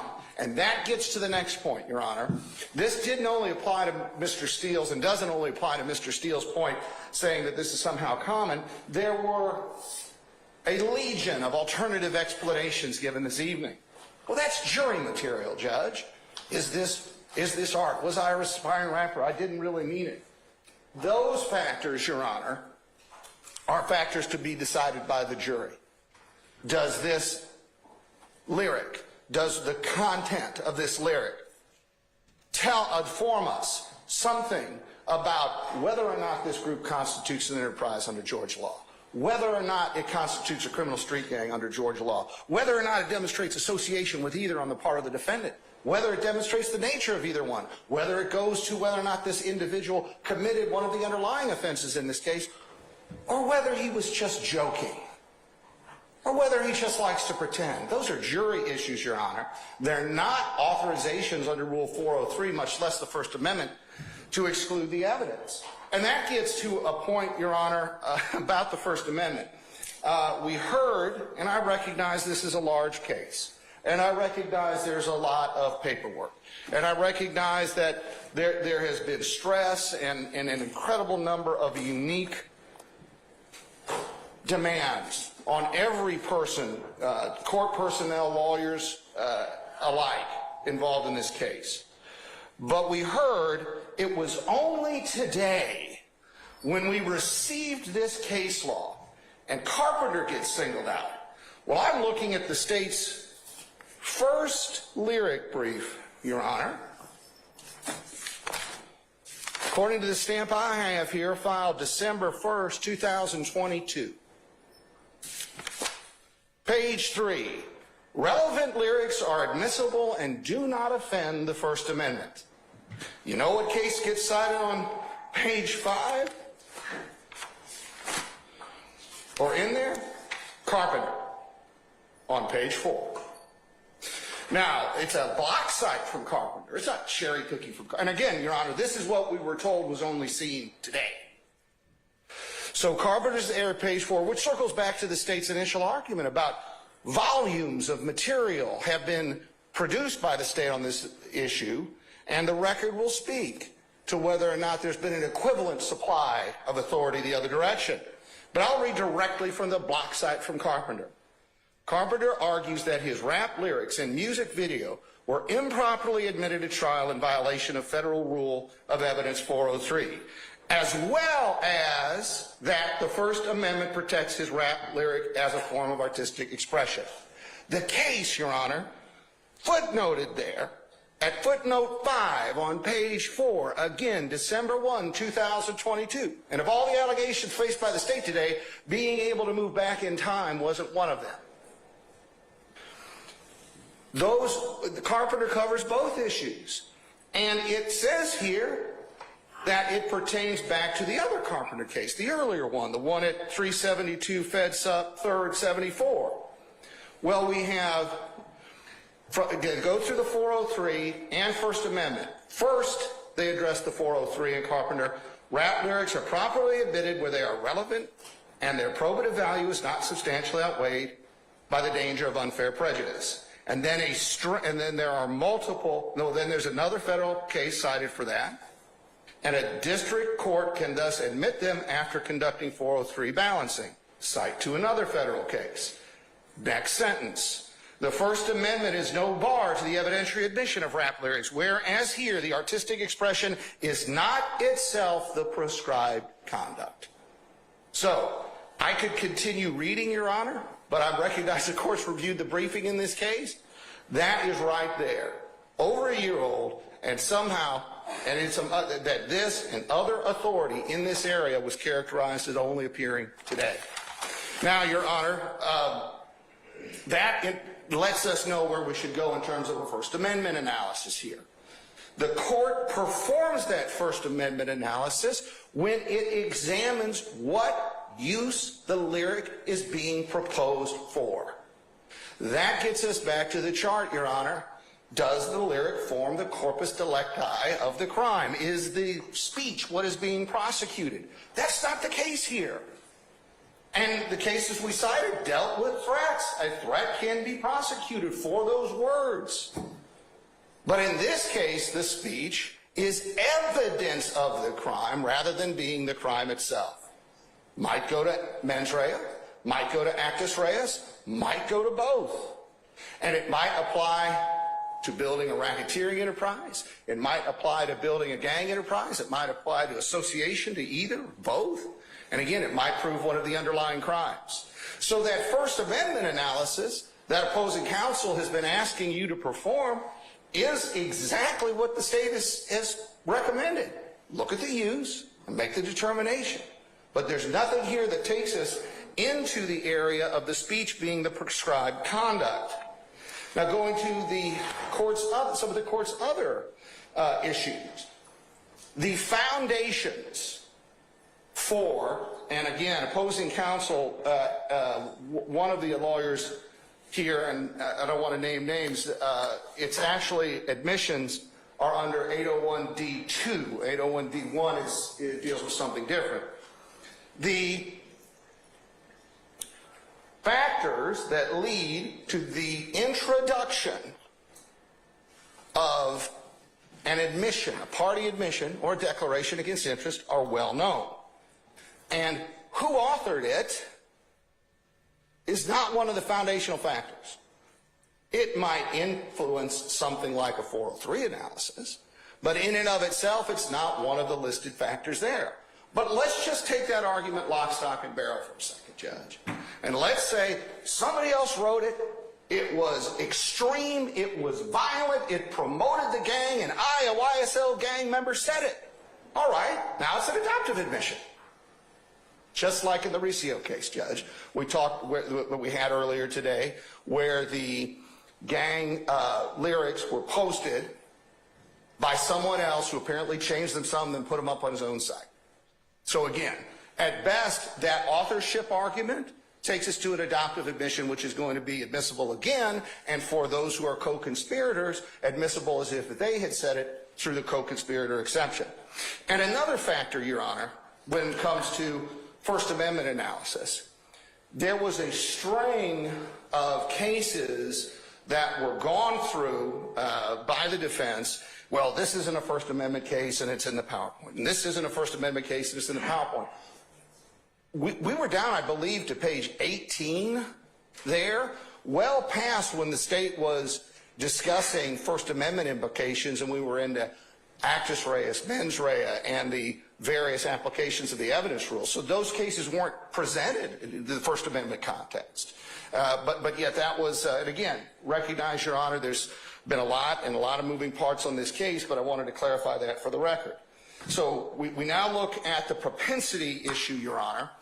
The introduction of what will wind up to be an incriminating statement in the form of an admission of one type or another, or declaration against interest, that is somehow relevant to a matter at issue in this case is not propensity evidence. We're not saying he did something bad before and therefore he is bad now. That's the forbidden interest under Rule 40, forbidden inference under Rule 404. That's not what this is. It's, we have things like me and my slimes above the law demonstrates that that YSL exists and there's a certain ethos there. That's a governing principle, Your Honor.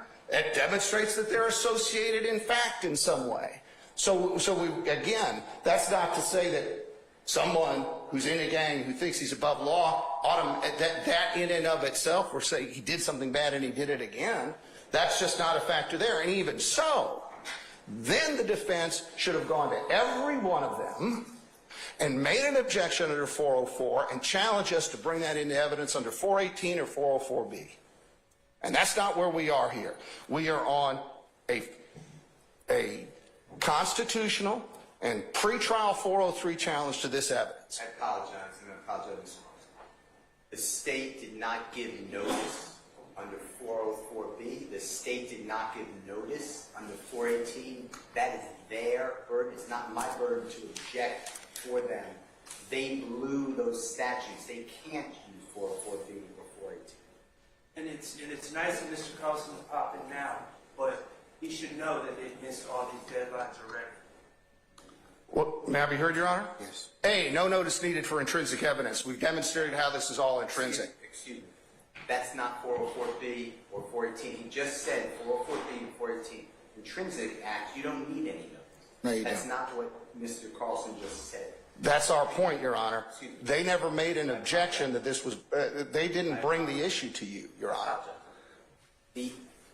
What Mr. Carlson is saying is going backwards.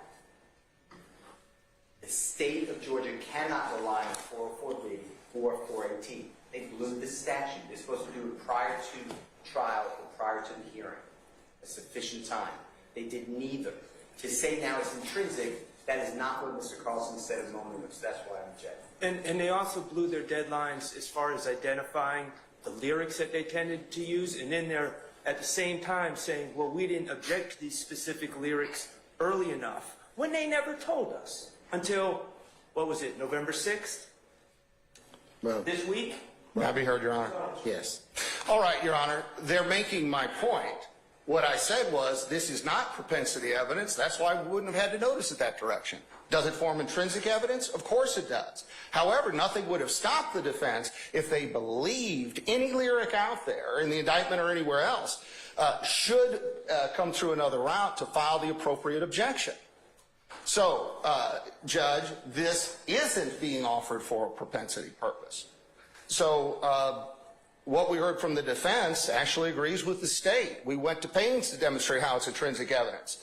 And again, for those guidepost cases we noticed, it's up to the objecting party to make a determination what they don't want in, especially when the evidence is relevant. That's Rule 402. So to say that somehow the state ought to, and again, these cases talk about that being overly burdensome on the government, go out and search and find certain matters that it believes it's going to bring in and believes somehow would be objectionable, identify it, put it out there before the defense, who's actually the one who should be making the objection to it, is really the opposite of where much of that material goes. However, my colleagues on this case actually did go through and go that extra mile and provide opposing counsel and the court with a list, and then provided detailed information on how all of this integrates in the case through Deputy District Attorney Hilton today. So, Your Honor, in terms also of the Rodriguez issues, and I will point out for the court that the triangle diagram, as far as how 1615-4A operates, that was in Your Honor's materials in the that was in the PowerPoint, was designed by Mr. Floyd specifically for the argument in Rodriguez versus State. And the most compelling part of Rodriguez versus State is that the First Amendment does not protect association aimed at criminal activity. So, Your Honor, we go through those areas. We now get to 704B. And What page is the triangle on, just so I can recognize? Judge, let me my PowerPoint is printed off a little differently, Judge. I might be able to find it. 28 is what I have, Judge.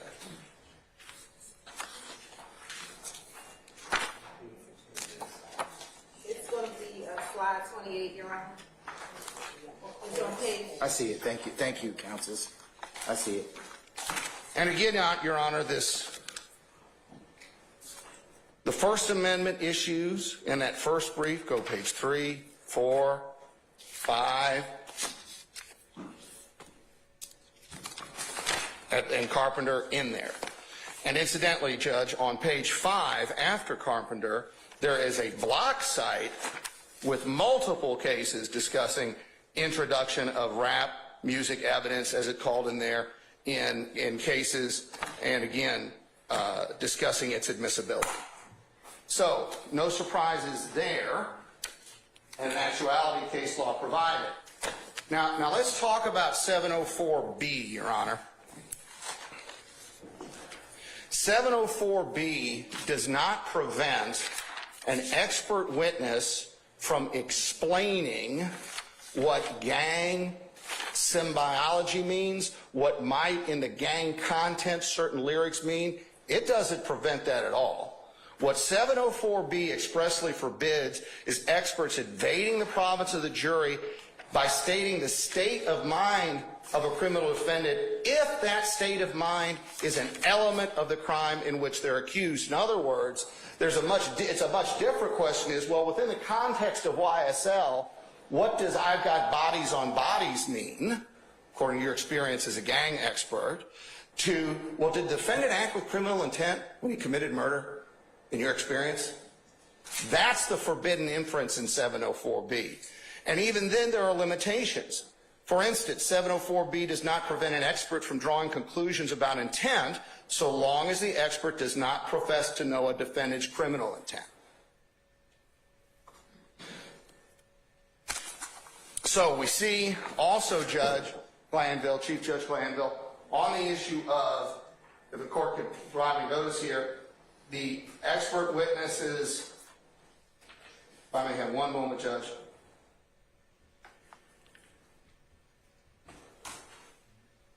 Expert witnesses providing information along those lines. I'm going to read now just quickly from United States versus Smith. Apologies for bending forward, Your Honor. 919 Fed 3rd 825, 919 Fed 3rd 825, that's 4th Circuit 2019. And again, talking about an agent testifying about coded terms among drug users, drug dealers as an expert. Now there's another case here from the 9th Circuit where there were some problems with the way the prosecution qualified the expert, but that's different than the content. That's United States versus Holguin, Holguin, 51 Fed 4th 841, 51 Fed 4th 841. That is a 9th Circuit case from 2022. Again, talking about experts giving the meaning of gang terminology. So, once again, Your Honor, the position that's somehow barred by 704B is just a misreading of 704B, which is sometimes called the Hinckley Rule, related to the person involved in the attempted assassination of President Reagan. That's the period of time in which 704B came into being. So, Judge, now we take a look at several other issues that were raised. Let's just look a few times. Where is Delilah when it comes to, or Delia, when it comes to Johnny Cash? We didn't hear one thing from the defense that Johnny Cash was accused of killing that person. We don't know if there was even a murder. And in none of those cases where we had those supposed comparisons, did we have any mention of any motion from the state, motion for the defense, or ruling from the court on any of those issues. So again, those positions were of no moment. At best, they're alternative explanations, perhaps fodder for final argument, but not admissibility issues. The same goes, Your Honor, for some of the other areas that were covered. When we heard things like, this is all just fantasy. Your Honor, someone could look at that indictment and see one thing for sure, that's not fantasy. People are dead, murdered, and a gang exists. Those aren't fantasies. This terminology here, again and again and again, that Deputy District Attorney Hilton and Special Assistant District Attorney Floyd went through, demonstrating the interconnections between these proclamations of violence and defiance and the crimes in this case. That's not fantasy, Your Honor. That is tragically real. And if the position is going to be taken at some point that somehow this is all just a form of artwork, again, as the cases have informed us again and again and again, that's jury material, not exclusionary statute material. So several other points, Your Honor. As to this, it was interesting, when we were speaking about Mr. Kendrick, the "for slimes I know I kill" line did not seem to be as much of a feature of the argument. That's definitive, that's forceful, but in terms of the song Dream, my colleagues have told me that the 2013 was a hypothetical. I'm looking to my left to make sure I'm correct on that. Was a typographical error. But regardless, and it's actually that 2015 date, I believe, is the correct one that the court read, or that would be in our more current materials. That was repaired. But that gets to this date with regard to 403, Your Honor, and when did something happen? You know, all of that discussion really seemed to bypass that we've got a racketeering and gang case here. And this criminal organization has endured. So statements that are going to relate to some factor that's going to build gang count or build an enterprise count, the decision crime, because they go to support the case of evidence leading to proof of the organization's existence, its nature, association with it, whether this crime represents participation in the organization. So that's not going to be part of the 403 analysis in the way that was conveyed, particularly in light of the other counts that are there. So in specific, the enterprise and gang counts. So this whole issue of threats, we're getting back a little bit into the court's First Amendment inquiry. YSL threatening to murder witnesses. YSL talking about, which is certainly threatening, murdering police in language that will be decoded in case. That's threatening. But it's not a threat that's being prosecuted for the words itself. It's proof of what YSL is, how it exists, and yes, the motives and states of mind that people who are going to associate with it, and whether or not that type of motive and that state of mind is going to make it more likely that they will associate with this criminal street gang, also known as racketeering enterprise. So it's, again, not a case where that threat itself or that threatening conduct is what's being prosecuted, per se, as in a true threat case. The fact that they threaten people is demonstrative of the nature of the organization. Think about it, Your Honor, in a comparative circumstance of something like an admission by conduct. Somebody might flee the scene of might go running away from the murder. That's going to demonstrate consciousness of guilt of the murder, but they're not being charged with running away from the murder. The evidence still comes in to demonstrate the underlying offense. So, Your Honor, I want to take one more matter on. And again, I want to stress that point. The threats are proof of the crime here. The threatening conduct and misconduct is proof of the crime here. The threat does not constitute the crime here. Those aren't the charges. And Judge, there was a lot of talk about no other type of expression getting prosecuted this way. And I want to direct the court to our first supplemental lyric brief, which I believe was filed in late 2022 or early 2023. And I'm going to take the court to page 2 of that brief, where there is a block cite from the federal court of case from the Fifth Circuit of the United States versus Cannon, 750 Fed 3rd 492. 750 Fed 3rd 492. That's a 2014 case from the Fifth Circuit dealing with a hate crime prosecution. Convictions were affirmed. Again, Wisconsin versus Mitchell, major Supreme Court case, gets quoted once more. You've seen it, Your Honor. The Supreme Court has made clear that the First Amendment does not prohibit the evidentiary use of speech to establish the elements of a crime or to prove motive or intent. Then the court goes on. Moreover, our sister circuits have considered this issue, have all allowed speech-based evidence to support a finding that a crime was motivated by racial hatred. And there they cite a case that was in our materials, United States versus Magleby, M-A-G-L-E-B-Y, 241 Fed 3rd 1306, 10th Circuit 2001, evidence that the defendant listened to CD with racist lyrics was relevant to establishing that the defendant targeted the victims because of their race.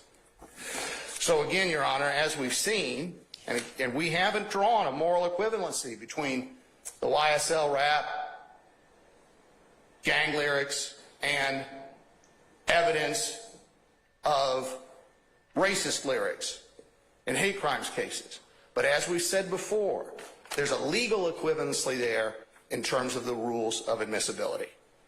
So once again, Your Honor, the gang lyric evidence in this case is proof of actus reus and mens rea, not only of the underlying offenses, but of the racketeering and gang charges. The state is offering these for the evidentiary purposes, and those evidentiary purposes alone. So we will reiterate, Your Honor, our respectful request that the court grant our motion for conditional admissibility and introduction of the lyrics we have set forth today under the controlling rules, the ones that we will bring to the court as the trial proceeds, and to deny the defense's motion. Thank you. All right, counsels. I'm going to take the matter under advisement overnight. It's almost 9 o'clock. It's been well argued, well briefed. And what I'll do is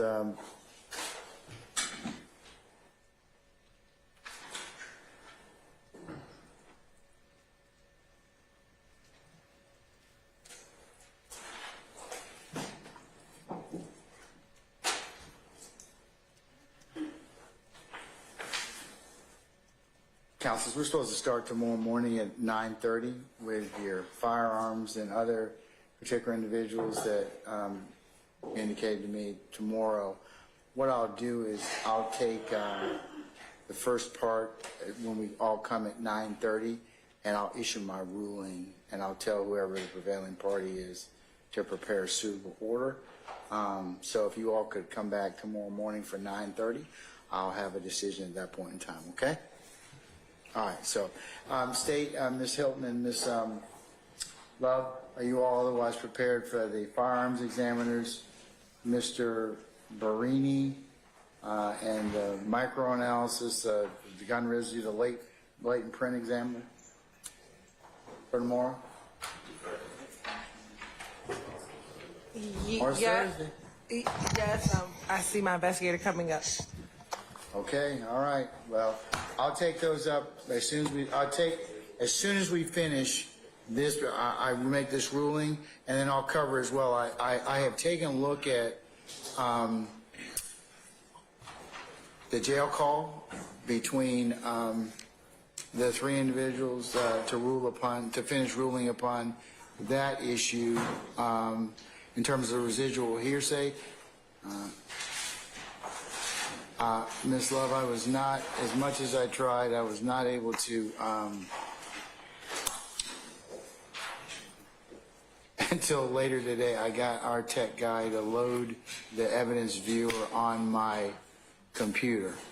So until I have a look at that, I'll go ahead and I'll continue to defer that issue. But I've read the transcripts of both witness A and B. I'd like to take a look at just finish taking a look at that. And then, Ms. Hilton, I know we need to complete the other extra argument on 418. So I'm, depending upon what where we are tomorrow, but my goal will be for us to make a ruling on this issue. So Mr. Carlson, if I could ask you and Mr. Floyd to come back in the morning, that would be definitely appreciative. And I'll make that ruling in first, and then I'll release it to you, and we can go on to some other things we have, okay? Understood, Your Honor. 9:30 tomorrow, then? 9:30. Yes, Your Honor. All right. So, Your Honor, tomorrow is the ruling on this lyrics issue, then the latent and trains. Could everybody please be quiet? All right. You didn't hear what I said, Mr. Steele? I did. I got confused. Are we doing the residual? I know it's Mr. Matthews, but residual hearsay, and then I heard you say something about 418. That's what I heard. Now, I was stating that I listened to the tape, the jail call.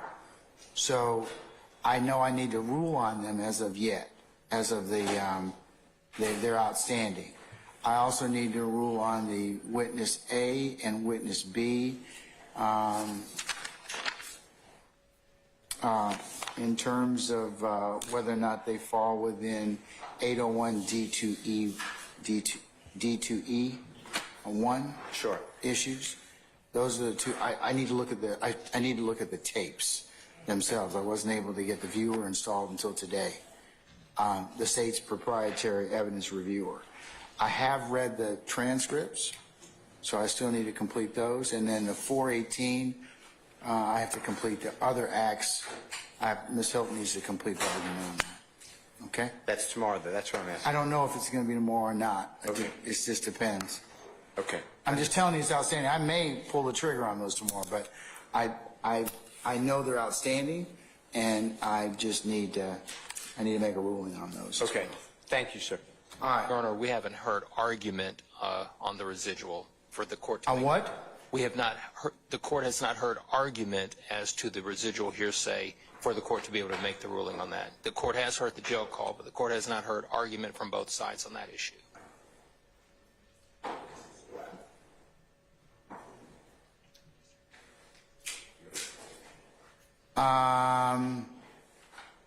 You got 15 minutes tomorrow if I decide to rule it. So you need to be prepared, okay? Thank you, Your Honor. All right. All right. We're in recess. See you all in the morning, okay? Thank you, sir. Okay.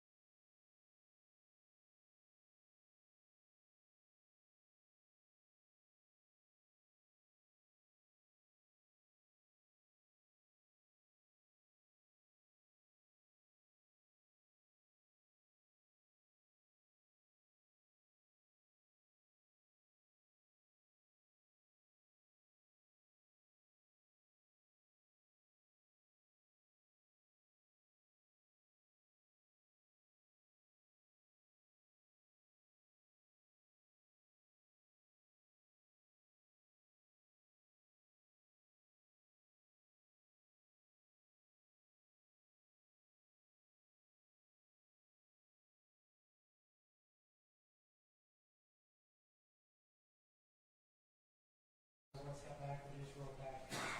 Got it, okay. And the second question is, are you okay with the asphalt as opposed to the gravel? I'm okay with that. Okay.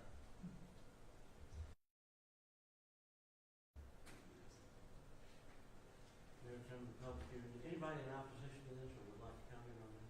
Anyone here? Chair recognizes Captain Ward 6, Mr. Andre Sims for the motion. To approve 202-30724 stays a little bit there so that the privacy is there between the neighbor and what you're doing with the parking. So Discussion. For the clarity on the buffer, is it being reduced at all, or